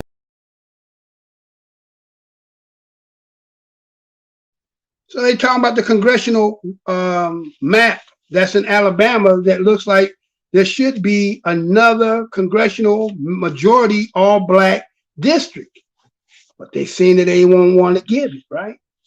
So they over there trying to give them only one to keep this other district, and say no, they rejected. Of course, is rejecting it. Say no, you got to give us a map that's shown with two, right? So they violated some 1964, Civil Rights Act and so forth, right? Now, as I was saying earlier about people coming in, and they get to change some of them district voters because of those numbers. Is maybe that's part of some plan too, right? Ain't that something? That they're not voting federally, but they can have an impact on the population and the demographics within a state. Matter of fact, let this brother here, because again, I told you they're doing a lot of us out there. Let him explain a little bit more of this. Latest attempt to use a congressional map with just one majority black district. Republican state officials were seeking to block a lower court's decision against the map. So joining us now for more analysis of this ruling is CBS News correspondent Skylar Henry. Good to see you, Skylar. Just walk us through the ruling by the court and what the political implications are. Yeah, well, let's talk about the political implications first. If there were to be a second congressional district that favors a black majority, then in all likelihood there could possibly be a second Democrat in the state of Alabama up on Capitol Hill. That is notable given that there's only one right now, Congresswoman Terry Sewell. She is the only Democrat and the only black representative in Congress right now for the state of Alabama. And many that we spoke with when we were down in Alabama a couple of months ago have said that they feel as if this district were to be developed, then this automatically essentially creates a fast track, if you will, to have another Democrat in terms of having some sort of representation up on Capitol Hill. Now, how we got here, the Supreme Court rejected the state's original congressional map several months ago, ultimately calling it unconstitutional and saying that it violated the Voting Rights Act. Then what happened is a series of legal procedures where the state of Alabama and lawmakers there tried to challenge what the three-judge court ultimately said needed to be done. They called on Alabama to redraw the map several times to try to create what is referred to as an opportunity district. That didn't happen. The state lawmakers and state legislature, GOP-led state legislature, ultimately came out to say that that isn't what we're going to do. They came up with different maps that didn't really address the problem, and so ultimately what happened is that what's referred to as a special master has been assigned to come up with a plan to figure out what this map might potentially look like. Yesterday there were 3 proposed versions of this map, all of which have a black majority in this second proposed district. What ultimately will be decided will matter. It'll be a couple of weeks. We know that there is a very short window that the state has to work with. The Secretary of State has said that they want to get this done by the beginning of October so that they can be prepared for the 2024 election. All right, so let's talk about the 2024 election, Skylar. What is next for the state? Yeah.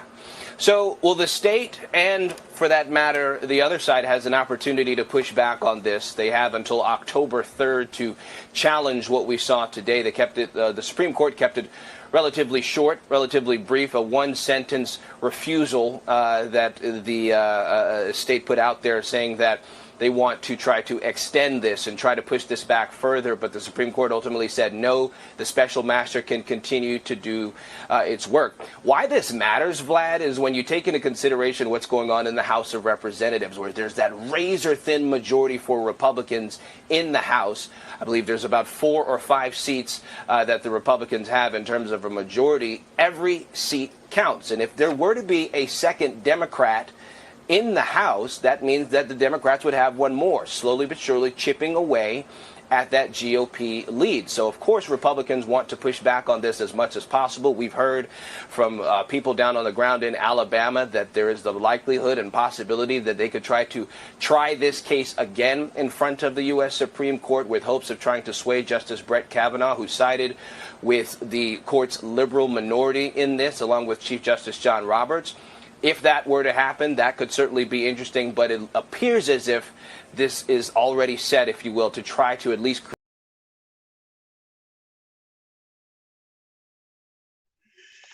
All right. So as you heard Skylar sit there, went and explain a little bit more about it, right? So you have what they want to create is an opportunity district instead of allowing it to be a majority black district, which will give another representation. My thing is, why is it that when it's a black majority district, why automatically has to be Democrat? You see what I'm saying? I think we need to be neutral, right? For those of you who are in the politics and who voting, you should be neutral, right? So that way, you know what I'm saying? Now you can be like, okay, who talking right to us? See, when you automatically say you Democrat, then guess what they saying? I mean, you automatically in the bag for us, right? Right? Isn't it? If you sign to the party, you automatically pick for the party. So in February, so when the national elections happen, I think you already signed to the party, and that's who you pick all the way, automatically anyway. You already assigned to the party, right? So I'm saying it's strategic. Why not black folks just be independent? So why is it, okay, black majority automatically is Democrat. You just automatically, we're Democrats. No. Who talking good to us? Who talking right with us? No? Can't do that? That wouldn't be right? No, a lot of mothers come out and telling us that we can't do that. That's like, I heard somebody who I know be pushing that he a Democrat, then I heard him say he was an independent. I said, well, damn, on your show, all you push is Democrats. But you telling everybody you're independent because why? What you trying to, what game you playing here, right? And no damn way you were pushing everybody, and crying and scanning on people's all in line, you know what I'm saying? But that is what it is, right? So did you hear him say special master? Oh, what the hell is a special master? Y'all heard that? Some of the language they be using, right? A special master. What the hell is it? What's a special master? What's a special master? Because the special master is the one for the say, because the other side is trying to tie it up with the process, trying to get it extended so it go past. They say, well, October 3rd, which is tomorrow, right? So they got till tomorrow to make some kind of, attempt if they're going to try to get it changed or not, or try to keep it stay with one black majority, because they say, well, get two so we get more representation. But that's the thing too. We can have an all black majority, but are the people that's going up there to represent us, are they black?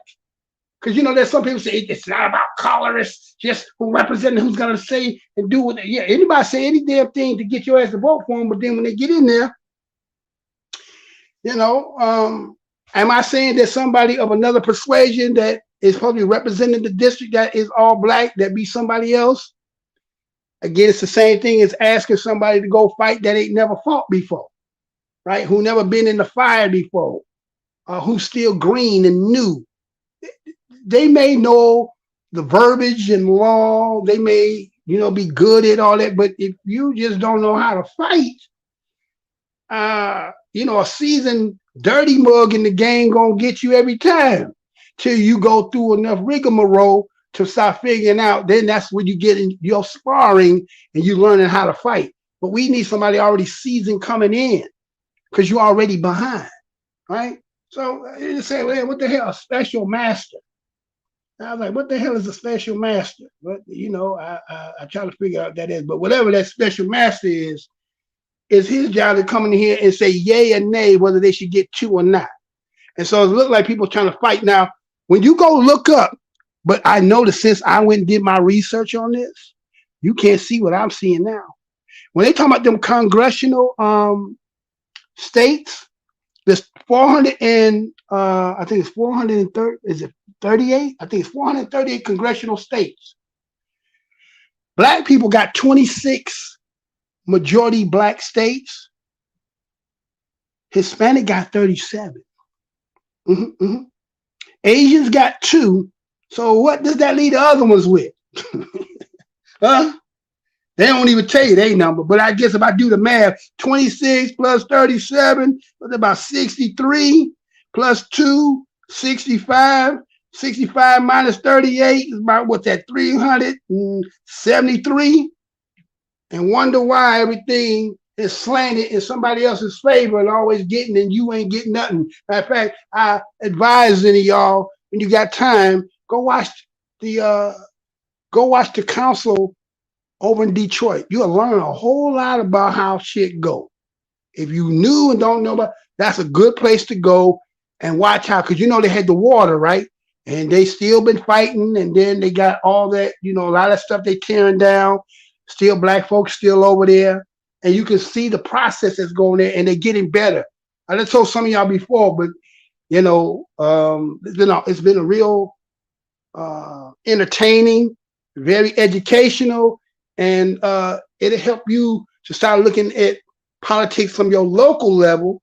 Well, again, remember, you can put your 2 cents in, be the old lady, and do your contribution somehow like everybody else. I got a message here. Let me see what I'm saying here. I got Mr. Spencer 620. What's good, bruh? Check. Okay. What's happening? I'm glad you're on. Okay. Okay. I'll do that, sir. You want me to do that now? I know you want me to do that now, but I'm glad to see you, bro. Yeah, I was gonna come on yesterday, but like I said, Sunday is my regular day. If I don't come on Sunday, y'all, I will definitely be on Monday. Reason I come on yesterday, I had to help my uncle do some stuff. And by the time it ran, I got done with him. I was like, ain't no way I'm gonna get it all. So I apologize for those who might have was looking for Sunday show. It didn't happen. Had some family business I had to take care of. I had to help him set up his stuff, and it took me a little longer. But I came today and appreciate y'all for coming over here and listen to me. I always try to put a good show for you.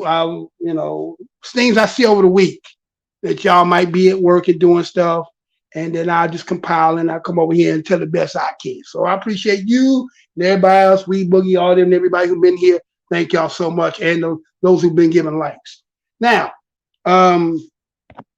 so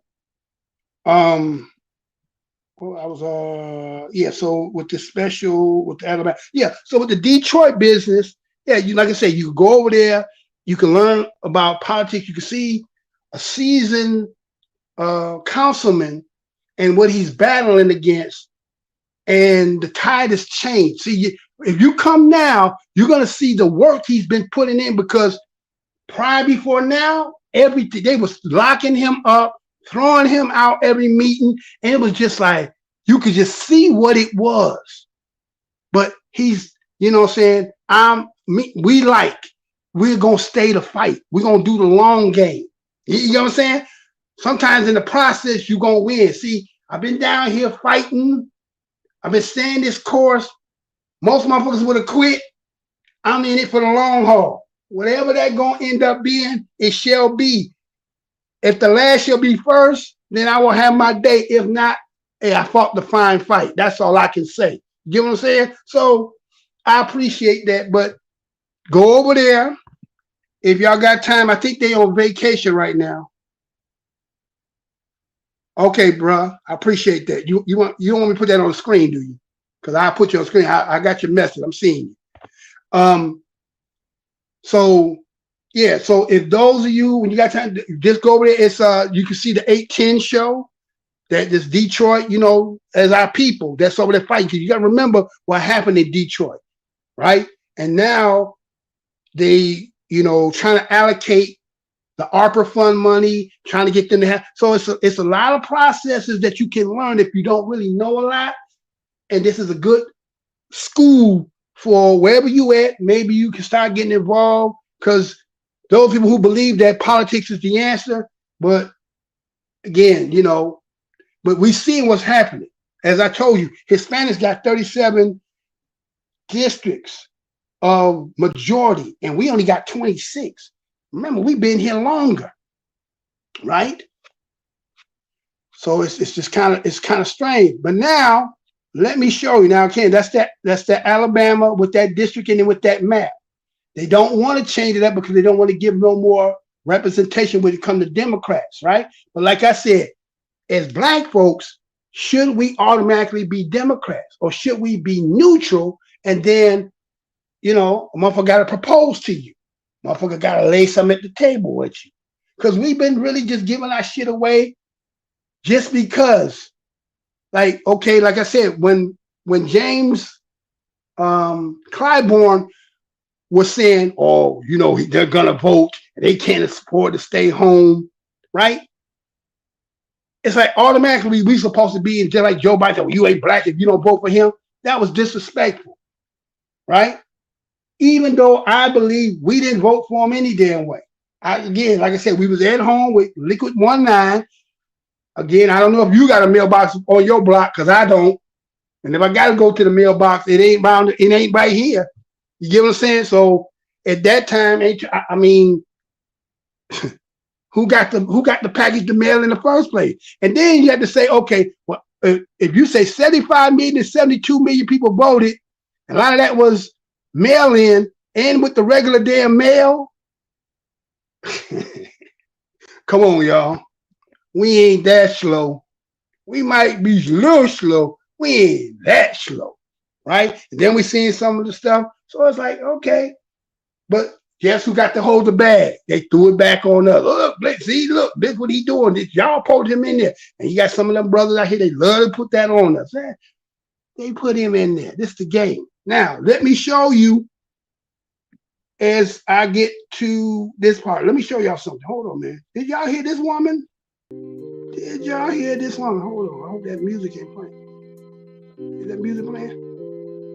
I hope that music ain't playing, y'all, because I don't know what the hell that is.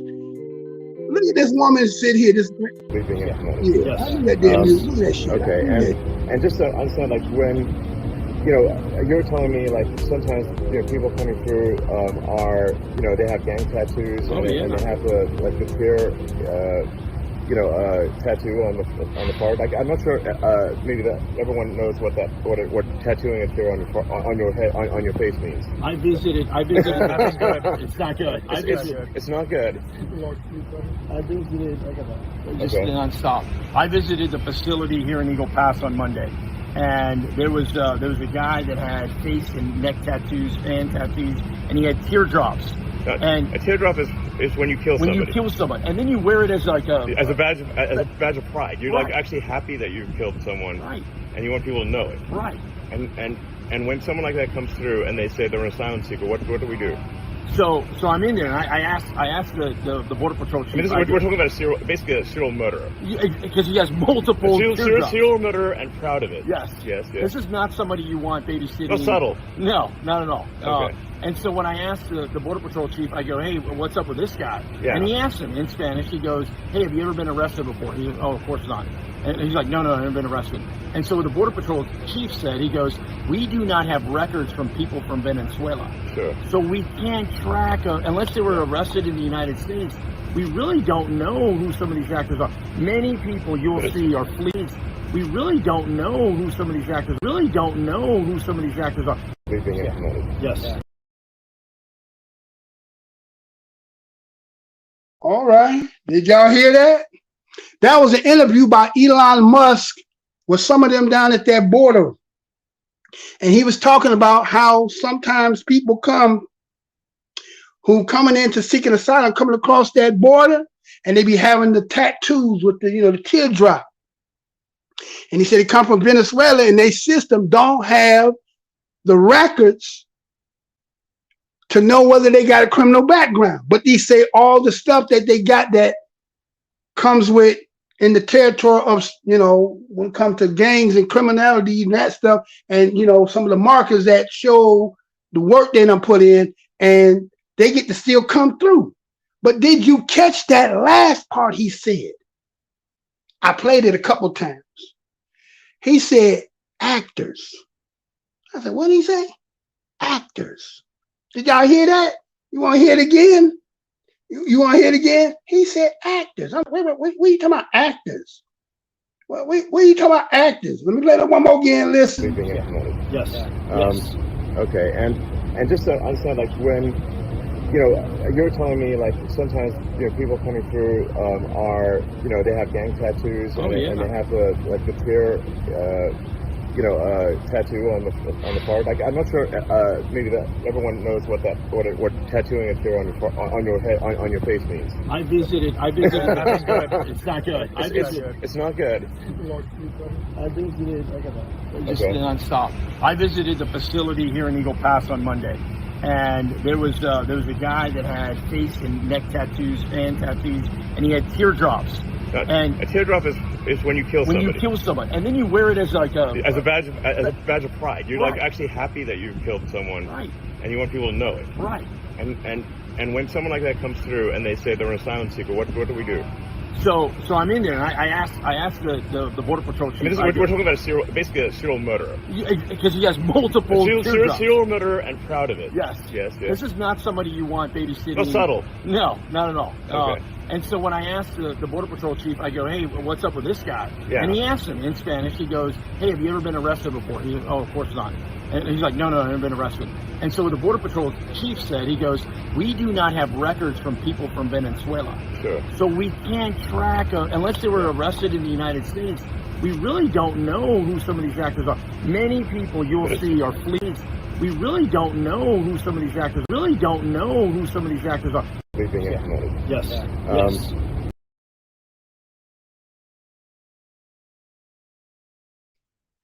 Did y'all hear that? He said, we don't know who these actors are.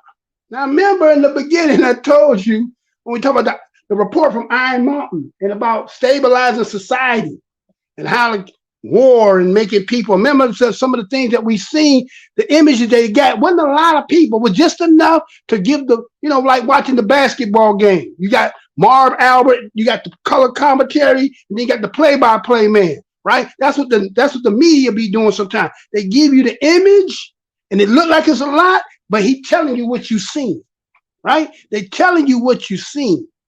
And so now psychologically, what you see and what they told is building something that may not be there. So is it real? We hear the stories. They saying some numbers. We seeing some congregation of people. Can you just make one incident and then take that one and blow it all up? You remember when the sister that was in Chicago? You remember when she said this? All right, let's go there real quick. And then I got one more. Hold on.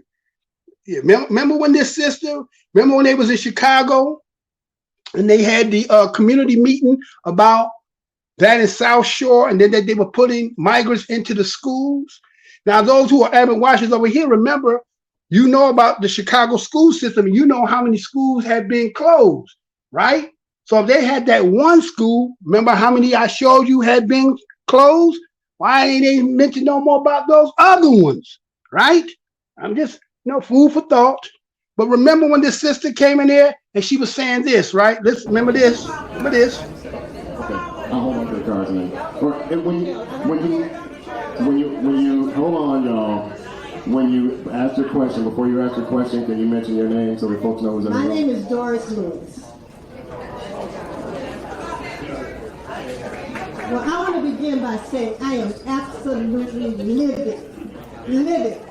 And you all are so hypocritical. I live right across the street from that hotel. Back in the spring when they were over there, they would be on our lawn, on our benches. I walk all the time. I'm walking around the building. What do I walk up on? 3 men urinating on the building. You call the police. You do not come. You run. You do not come. I have never been afraid as I am now because I walk a lot. I walk around my building. I am afraid. I don't want them there. Take them someplace else or send them back to Venezuela. I don't care where they go. This is wrong. You got 73% of the people homeless in this city are black people. What have you done for them? What are you doing for the thousands of black children who are not in school? Nothing. And let me make it, we are not immigrants. I am a descendant of enslaved Africans who built this damn country.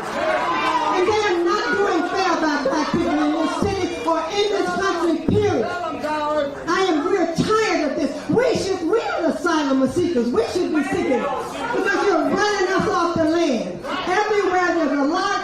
George, your time is up. Come on.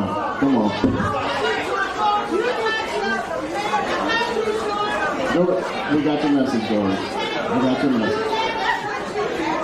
All right, we got your message. Who's up next?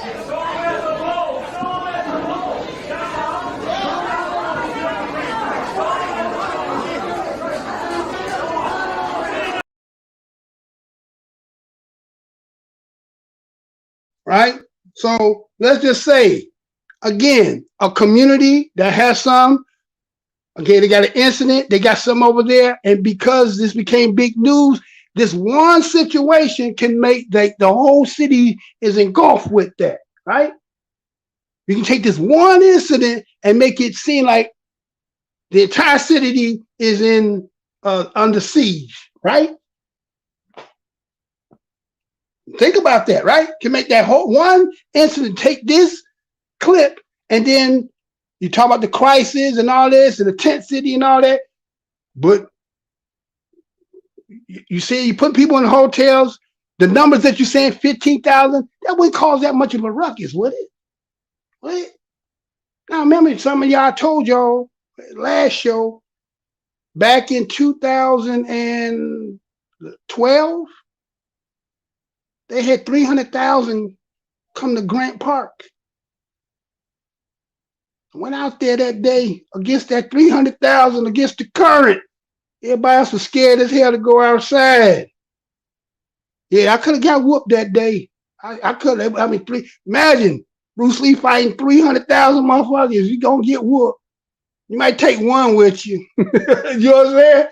But yeah. Now that I seen. I ain't seen this other thing they talking about, right? When they came down there and they just engulfed. They said 300,000 had come down there. Oh yeah, they stopped traffic. It was again, you know, like say if you ever went to a concert, a game, you know how people all coming out trying to go to their car. That wasn't even enough. Again, I walked against the grain. They all coming, they say east to west, and I was going west to east by myself. And I was like, God damn, it's a lot of them motherfuckers. And everybody else was scared to go the hell outside. You understand? So it's like, okay, so I hear the story, I just ain't seeing that. You see what I'm saying? And then this woman here says this, right? Marjorie Taylor Greene pushed to declare war over a border. Let me say that one more again. Marjorie Taylor Greene to push declaration of war over border. What? Want to hear? Here you go. Consent to address the House for up to 1 minute to revise and extend my remarks. Without objection, the gentlelady is recognized for 1 minute. Mr. Speaker, since 9/11, over 13.5 million border encounters have occurred at our border. Over 1 million Americans have died from drug overdoses, and CNN reports that the cartels take in $19 to $29 billion annually from drug sales to the United States of America. Since 9/11, the United States has spent $8 trillion on foreign wars, and over 7,000 U.S. service members have died defending foreign lands and foreign borders. And now we have sent over $50 billion to Ukraine, and President Biden wants another $37 billion to Ukraine. This will be pushing it to over $90 billion. Yesterday, Democrats voted no on my House resolution to audit Ukraine, and the American people deserve transparency and oversight on where their money is going. I also want to point out that America deserves our borders to be defended. So if we're going to support any war, we should support a war on the cartels that are killing Americans and invading our country. Consent to address the House for up.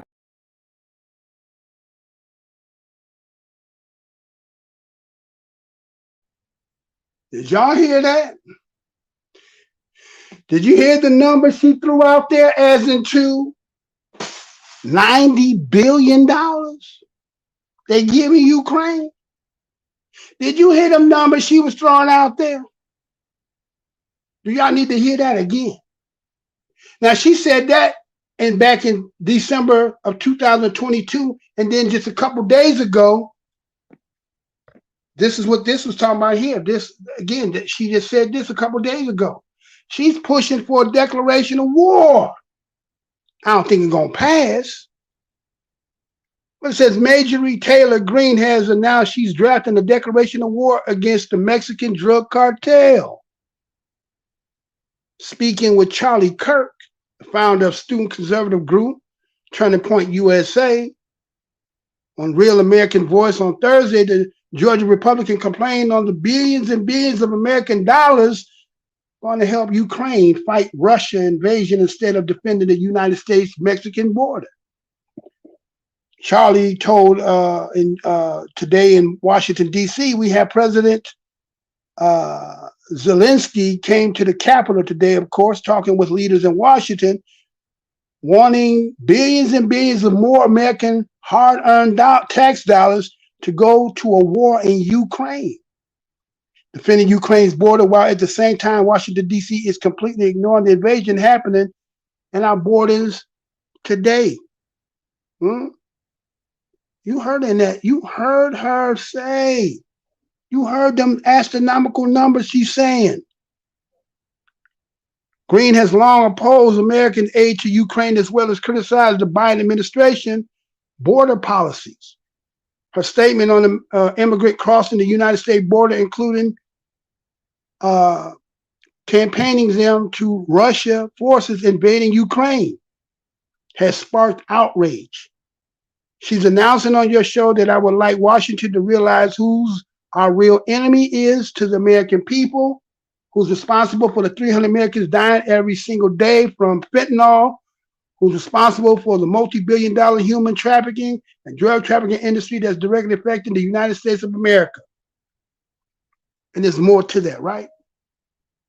But she is proposing declaration of war. So wait a minute. Okay, so wait a minute. Think about this, y'all. Remember what I said, those who've been here from the beginning about the Iron Mountain report. It's too much going on. Billions and billions of dollars going to Ukraine. Motherfuckers coming in from the border, coming up in here, flooding up, getting all the resources. Shit, I think they just said cut some check for them getting $1,000-something or something for public aid and all. Getting housing, right? Now you saying, hey, we finna go fight the cartel. Is this real? Does it make sense? You know what I'm saying? Does any of this shit really make sense? Is the question. And if it's supposed to be real, I think we would see a lot more of the what they call pink people would be saying stuff, right? Yeah, I think y'all would be a lot more upset and angry, but we're not really seeing that. I don't know whether the news not covered it or not. So we know we're getting a lot of stories about all this. So who will be affected the most? So is somebody trying to light a motherfucking fire under our ass? You know, it's kind of like what Doris did in Chicago, right? Where she was saying, you know, you think out moving us out, and we should be the ones seeking asylum, right? It's kind of like Neo and Matrix when they were fighting all the ages. Even Neo couldn't even whoop all the ages. He had to get up out of there. You know what I'm saying? Think about it. Now he's shutting down the government. People may not be getting no money. All the damn stores is closing. A lot of us who are, you know, who barely making it, nose in water, just enough to breathe and kind of drown at the same damn time. What happens is this shit just collapse. A lot of us in trouble. And then there's a lot of people who actually was preaching that said, you know, y'all niggas gonna be all fucked. Well, wait a minute. If we get fucked, I mean, well, where you think we going? We coming to your house. You know what I'm saying? We're going to somebody's house. Ain't nobody gonna just sit out there and starve. Niggas gonna be stagecoaches. Don't be trying to get no deliveries. Delivery man finna get knocked off every time. Somebody gonna be stagecoach, right? You see what they did with the kids went up there in the Apple store, right? Stole all them damn things, and then went out there and just broke the hell of them up. I wonder, was that stage? Or was that real? You know what I'm saying? There ain't been no movies because the writers and shit been on strike. So what have they been doing for, you know what I'm saying? That's what they said, they've been on strike. But maybe motherfuckers acting some shit because dude said acting. And I said, why would he use acting? It's just like saying when Obama said, me and Michael, ain't no damn way. My woman name is Michelle. Ain't no way I'm saying Michael. That's more than a slip. You know what I'm saying? That's more than a slip. That's just me talking, right? But I'm just saying, right? So it's like, is this is or is it ain't? We know what we being told. Certain people we feeling it. We know there's things that happen that's not making no sense. Burger King closing, McDonald's closing, this store closing. Like, right? The corporations. Go back to Iron Mountain and the think tanks. And about what? Stabilizing society. What was the code word of stabilizing society? Who is the real problem here? And then you got to look at who is being brought in. Because them people who they bringing in, a lot of them is classified as Europeans, Native Americans. They've been told in their history that this was their land. The movement is telling us what we're finding through our research, it's us.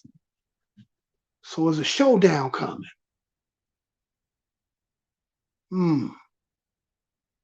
The old guard is going out. Remember what Joe Biden said about why unrelenting immigration? Right? Then the old guard going out wouldn't let you get from second to one from 1930 at 1.8. By the time we get to 1990, 2000, they done called us. How? Because they seen the day coming. Just as I told you in April 1st, 2014, the extinction of. So what was the counter move? So is it real? Or is it to be announced? Because if they got that, okay, so if the congressional majority Hispanics got 37 and we got 29, the other group, Asian only got 2, that leave the other group splitting up the other 438. So all the legislation going to go in opposition towards us, basically. So we see what King was saying now. The burning building. The burning building is here, y'all. It's just some people still sleep. Some ain't smelling the smoke. Something is about to manifest. So we can sit here and act like we don't see it if we want. It's not about scare tactic. Ain't none of that. It's just we got to see it, call it for what we see it, and we're going to have to move accordingly. We got to get out of this bickering and fighting and realize only one going to save us is us. Now, I know there may be other people who be from other persuasions that may be here and so forth, but, you know, y'all got a little bit more collective. At least it appears that way. We don't know the real underlying. We just, you know, everybody kind of window shopping when it comes to y'all. Everybody seems to think they know our business, but y'all portray yourself way. But I'm pretty sure y'all got a lot of, you know, back and forth. But then when company around, y'all know how to act right. See, sometimes we show out when company there. So if everybody just assume they know that's the way we always act, it don't mean that's true, right? But so just saying, there's smoke, there's fire, but is it or it's not? But I guess as time go on, more will reveal itself. And once again, hopefully I don't have to come back and say, see, man, when I told y'all this, you see it now? I hope that's not the truth. So going on, I'm gonna hit 4 hours. Didn't mean to go this thing on long. I don't mind doing it because it is some things that I'm just saying. I just wanted to lay it out. There's some stuff I've seen over the week. Some of y'all might have seen it as well. And you have to ask yourself, Look at this. If 50 million, if they send 50 million, now look at this. If they send 50 million people, this was from the United Nations, they put that 50 million as immigrants. But then when we look at, remember when I showed you the statistics of 2020 when it came to the percentage of 18% of 2020, right? So we don't know what that 18% and what the total number is. We don't know how many. They're like, is it really that many that they say of us? Or is it more than? We don't know. We don't have nothing of our own official think tanks and institutions for our own numbers. So we got to always take what somebody else give us. And so maybe all this is about, because again, you got to bring somebody else because somebody else claimed that they're getting smaller. So you flood all them in. You know, Mexico got like 120, I think it's like about 120 something million they got over there, and they've been flooding them over here since 1930. Now they're getting them all from Central America. Central America disarray because they got 2 presidents. Then they went and hired this other woman who's now in exile, right? So there's some shit going over there. And so everybody say, well, why is everybody coming here? You know why everybody coming here, y'all? Remember the show I showed y'all about DACA and about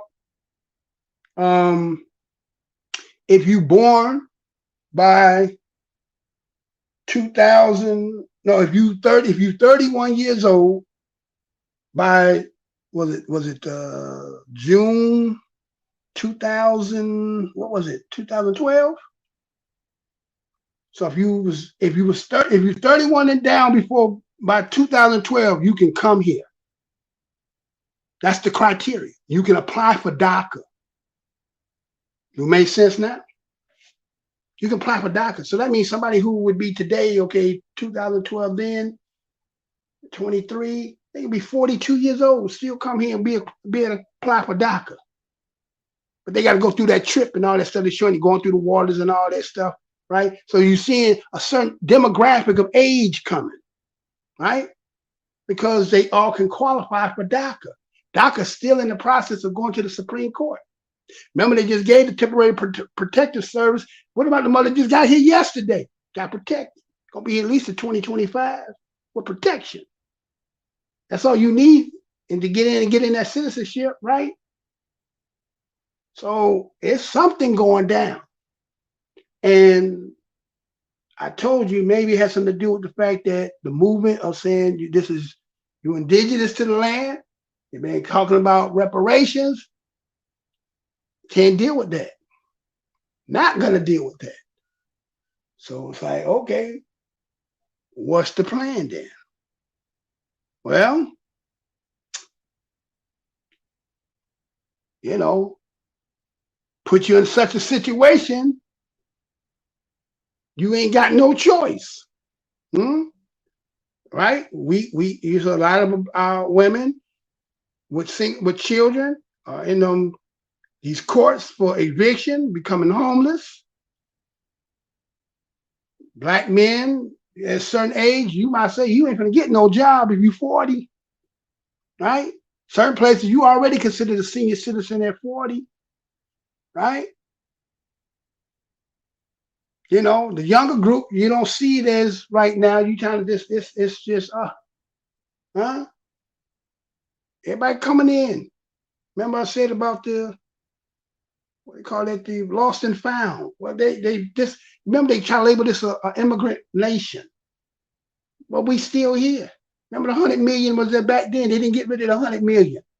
They just changed your name up, made you to be somebody else, put you in a categorization so they don't have to deal with you. And the only way you can get back in is to claim you're an immigrant. So, you know, we got to get a little bit more serious about the things we're talking about if we're going to talk about anything. Because all this other stuff everybody doing ain't going to help you for what's coming. We don't have no representation. Nobody who really in there can really say nothing, because that's, again, think about it. You going in there and they the majority in there. You need majority to even get the votes to get something passed.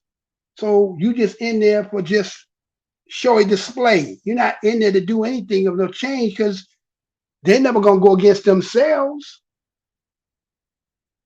So now when you talk about politics, okay. So one thing that Republican is better than being with Democrats, and they're just both two different ideologies, how they going to get the ends to meet. But you, the one on the damn menu, a lot of you don't get. So, you know, went as long as I did, man. You see that shit on the screen. They keep us right there at that 12. Yet I've seen us as high as 14%. But you ain't never gonna see them say that. So we don't really know what our numbers is. We don't know what the numbers is and locked up and all that. So we have to become our own brothers and sisters keepers. We gotta drop all that other shit that's not worth and keep our eyes on what's happening because something don't make sense. And again, what I said with the thing with New York with that flood, so now you can't bring the buses in there. So where they gonna start busing them? Is this how they gonna, start getting them into other places? Kind of ironic that New York flooded up like that. So New York can flood like that. Well, shit, what about the rest of the places, right? And was that natural, or was that some kind of harp? Maybe. Right. Anyway, this has been another Mr. Blows Your Minds We Up report. Thank each and every one of y'all coming here. Mr. Spencer, We Boogie. I don't know if anybody else said anything, but I do appreciate each and every one of y'all. I came on again that month, or I came on twice. I know some of y'all was like, "Damn, you came on?" Yeah, I was trying to come on. I'm trying to come on a little bit more if I can. I found a way I can get stuff to get done a little bit quicker. So if it should be, you may see me come back on again before Sunday. If I do, y'all welcome to come over here. Again, I would like to have it where y'all can come in and give y'all points of view and talk and so forth as I work my way back into this. But appreciate that. And again, this is the most hated show on the Black Corner of the internet. And if you haven't liked, share, subscribe, do that for me. Appreciate that. Try to push it past 20 likes. I can't believe that. I mean, after about 5 years, I ain't seen a video over 2. I ain't seen a video past 150. I ain't seen a video past 30 likes. That's ridiculous. That's really ridiculous when you think about it. But that's the game that we in, and when you talk about certain things. So I get it. So to my next show, y'all, and to the next show. Remember, the enemy has only images and illusions, behind which he hides his true motives. Destroy the image, and you will break the enemy.